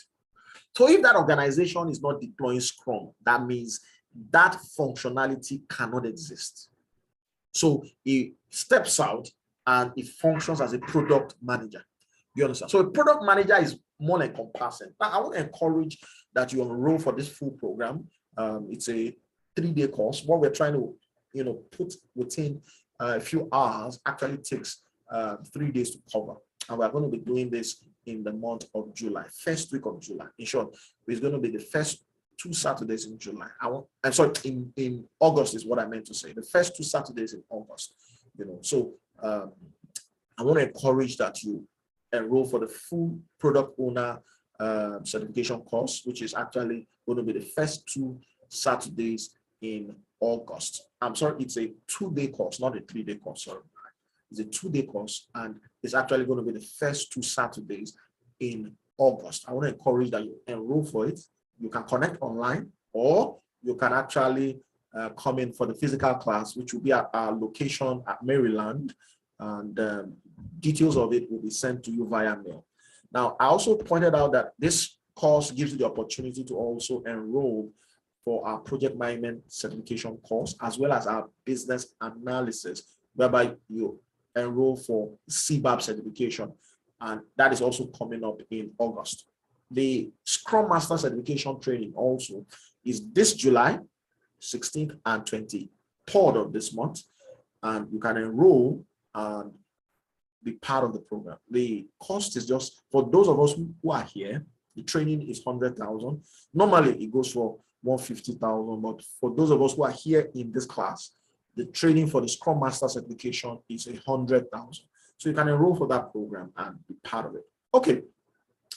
So the product owner is a program such that the product owner is the one that is accountable for maximizing the value of the product resulting from the work of the Scrum team. The product owner is also accountable for effective product backlog management. And the product owner is one person, not a committee. It's just one person. You understand? Now, the product owner functions within a Scrum team, and the Scrum events that happens, you understand, starts with what is known as a sprint. The sprint is like a sub-project. So you have a project that's broken into sub-projects. So you have a sub-project, which is known as a sprint. That is like the container for some other formal events, you understand? And the other formal events are known as, a sprint planning meeting, a daily scrum meeting, a sprint review meeting, a sprint retrospective meeting. These are all formal events that happen within a container event called a sprint. The sprint is like a sub-project where they carry out the creation of a feature of that product being built. So each event in this Scrum is a formal opportunity to actually inspect what is known as an artifact, to be able to also know what is happening on the project. So in order for you to also monitor what is happening on your project while the build is going on, you can utilize a tool called a burn-up chart or a burn-down chart. Now, a burn-down chart, you understand, is helping you to monitor whether there's a retrogression. A burn-up chart is helping you to monitor whether you are behind schedule or ahead of schedule, as the case may be.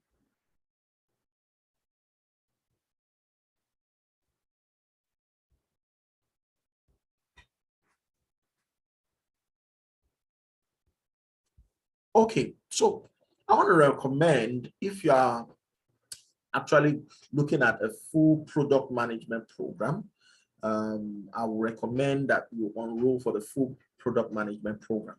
But if your focus is around the build, that build stage, that's your focus, that's where you interface with your organization, just at the build phase, then I would advise you enroll for the project management certification program. But if you are involved in a project in a tech space, within the tech space, you understand, meaning within the tech space, tech industry, then you should go into the certification to become a Scrum Master. But if you're in the product development stages, if your functionality is more around business analysis, you understand, trying to analyze this, what is going on, the measure stage, at the measure stage, then it's better you go into business analysis, you understand, which involves you to analyze the entire business to be able to advise the organization in how they can change direction, you understand, to something different, something new. And then you can provide the required data and analyze the business from beginning to end. That's the business analysis. So I will recommend you go for that. Okay. So this tool helps you to be able to monitor during the build stage how your project is going, whether you are behind schedule or ahead of schedule, whether you are behind schedule or over budgeted or below budget, as the case may be. Okay. So this brings us to understanding this build phase in its entirety. Understanding this build phase. I must also mention that this is a 3-hour session. So for those of us who are still here, I want to encourage that you be patient, as we are going to be wrapping up by 9 on the dot. So we will wrap up this section, and then we'll have section for question and answer. So we can ask your questions in the course of the session. Okay, so the way the build happens, particularly if you are actually utilizing Scrum, that means you are actually using Agile in this case. Let me not mention that you're using Scrum. Let's assume you're using Agile in this case. It means you are actually using the Agile methodology. So in this case, what you need to have, you have your stakeholders. These are the stakeholders here. Now, the stakeholders are at the top. And then as you have your stakeholders, they have ideas. And this is where the product owner is. The product owner has a vision. And the product owner has a vision concerning the business. And the product owner has a vision, and he has an idea as regards what product will address the peculiar needs of the market. So you have the stakeholders, those who are actually the customers, the clients, the people who desire the product. And then the product owner has to liaise with the stakeholders, and he stands as the voice of the stakeholders within a Agile team. Now, the agile team comprises of a product owner as well as a scrum master and a development team. Now, the developers are the ones that are here. Now, the developers as such. Okay, now someone is asking what's the distinction between the product owner certification and the business analysis certification. Okay, so the product owner certification, like I said, is within Agile and Scrum. It's particularly within Agile Scrum. And like the business analysis certification is CBAB, which is more encompassing for a business. Beyond just a project, it looks at the business, you understand, in general. Okay, so there's a difference between them. Now, the development team are involved in actually producing the products in question.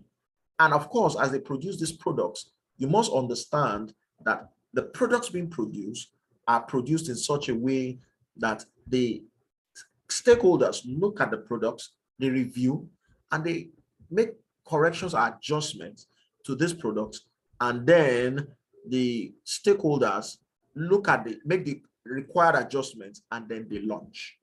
So if you look at this cycle, you see that you have the stakeholders, they have ideas, they actually have certain things they write out, which we call user stories. And these user stories are highlighted and captured, you understand, in a card stating what they expect in terms of these products, which is what is captured and put here. It goes through a cycle and it enters what is called a product backlog. Now, this is like a funnel. This is the product backlog. The product backlog is like something that captures the features, the items that specify what the client actually wants in this product. So all that is captured here. And it is from the product backlog that the development team picks and creates what is called a sprint backlog, which they actually complete within a given sprint. A sprint is like a sub-project. And they finish and then they release. But before they release, they actually must have the stakeholders review it in what is called a sprint review meeting. So you find out that in the course of this sequence, communication is happening continuously. Now, a number of this is what will be clearly elaborated and expatiated on in the Scrum Master certification program or the Product Owner certification program. So if you want to understand this more in details, I will encourage you to enroll for the Scrum Master certification program or the Product Owner certification program. And we'll be able to explain a number of these things more in details for you. Is all right? Okay. So the next stage is the release stage. So you must understand that this release that is happening, it means once it is built, it needs to be released. And releasing can be done in an automated way. The faster it is released, because of course, there are adjustments and changes that are made to certain features of the product that will be released into the market, and it must be released in such a way that it does not affect the present usage of that particular product. It must not be altered. For example, you have a mobile app. Let's assume you are using First Bank, for example, and you have their mobile app on your phone. There are adjustments and corrections that are made on that app while you are using it. You understand? So it means there's a development team that is actually building that and adjusting, creating additional features to it to be able to make it function better, faster, and easily. Now, the people who ensure that this thing is adjusted and is meeting specific requirements are the development team. Then it gets into the hands of the operation team. The operation is to ensure that while the product is in use, it is stable. It means that the customer is still enjoying the experience without any interruption. Now, one of the things that helps to ensure that there is a balance is what we call DevOps. DevOps ensures during these developments here by the development team, as they actually create additional features and make update or make a modification to the existing product and is released into the market, and operations ensures in their support, they ensure the stability. They ensure the stability in such a way that there's no interruption in its use. So if you are using, for example, a mobile app, for example, there are adjustments that are made on the features, corrections that are made on the features in such a way that as it's being made, you'll find out that, you know, the product, once it is upgraded, the client will not even notice because he's still utilizing it and it doesn't affect usage. So in the release is normally in an automated way. So there's what we call continuous integration and continuous deployment and continuous delivery. All of that is captured via what is called a DevOps structure. So DevOps, you must have heard of the word DevOps.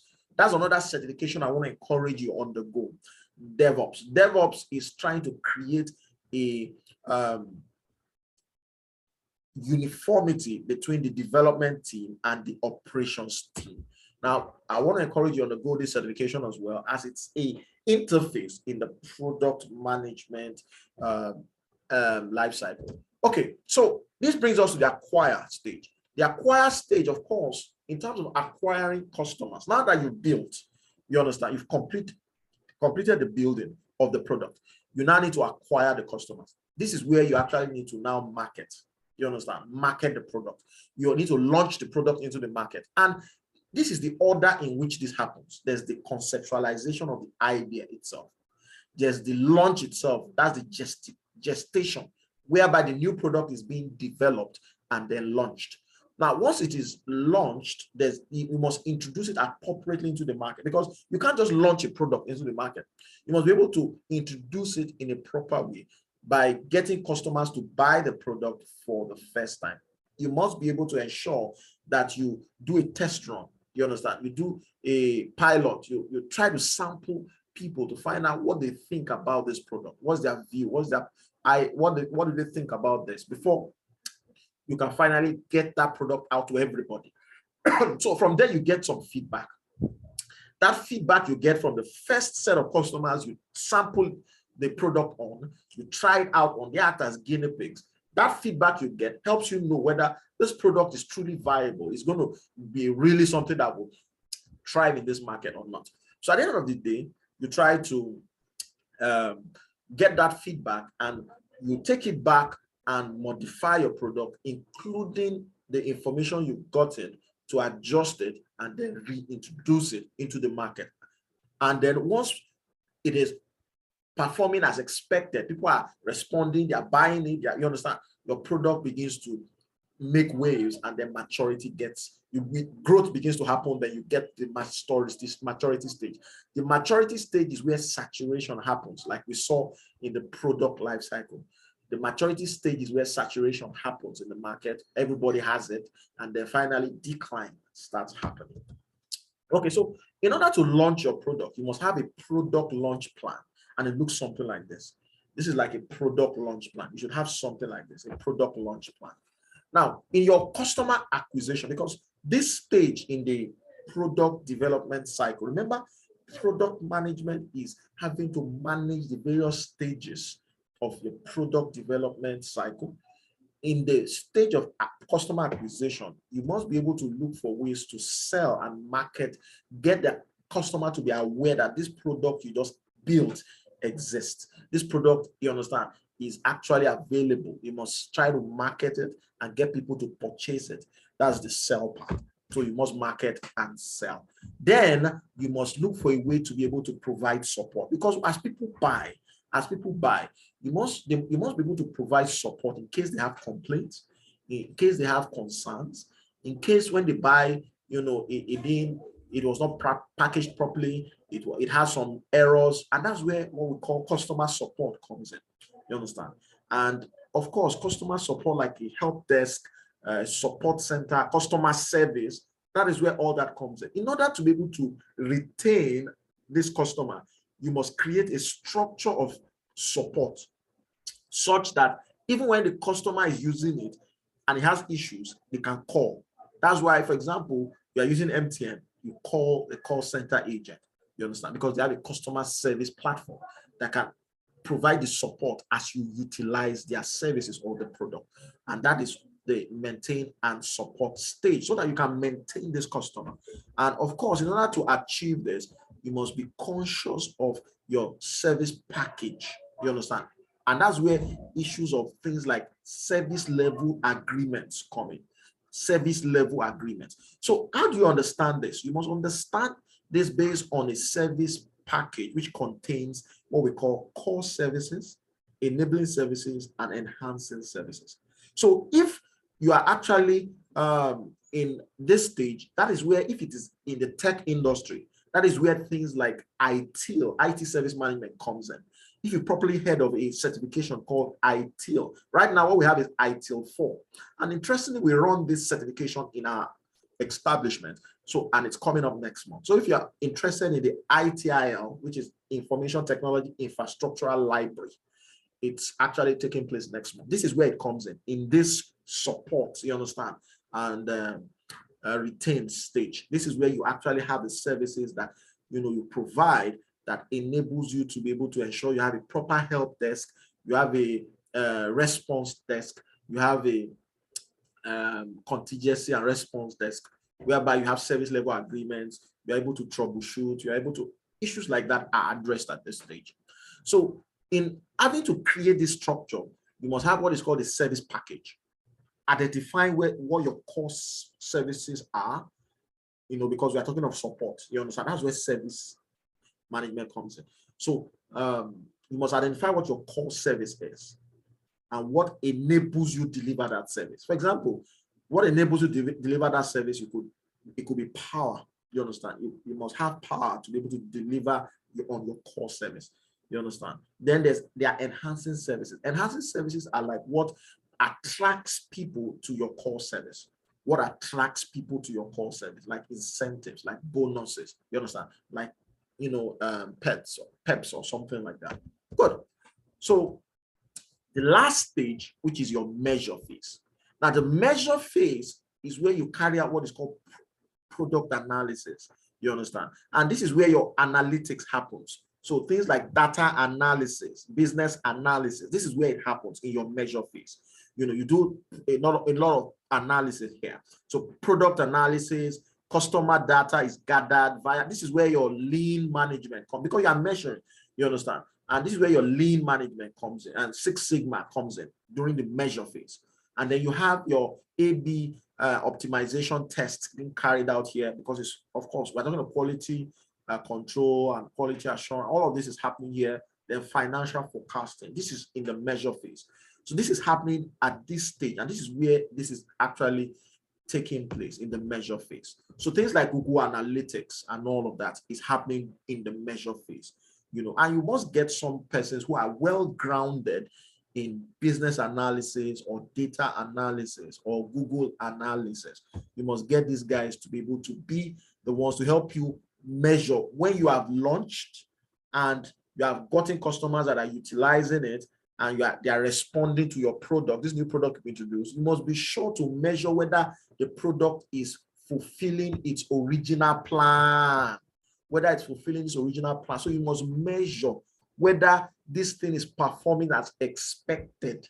And that is where the business analysis comes, whether this product should continue to exist or you should even stop it and try out another product.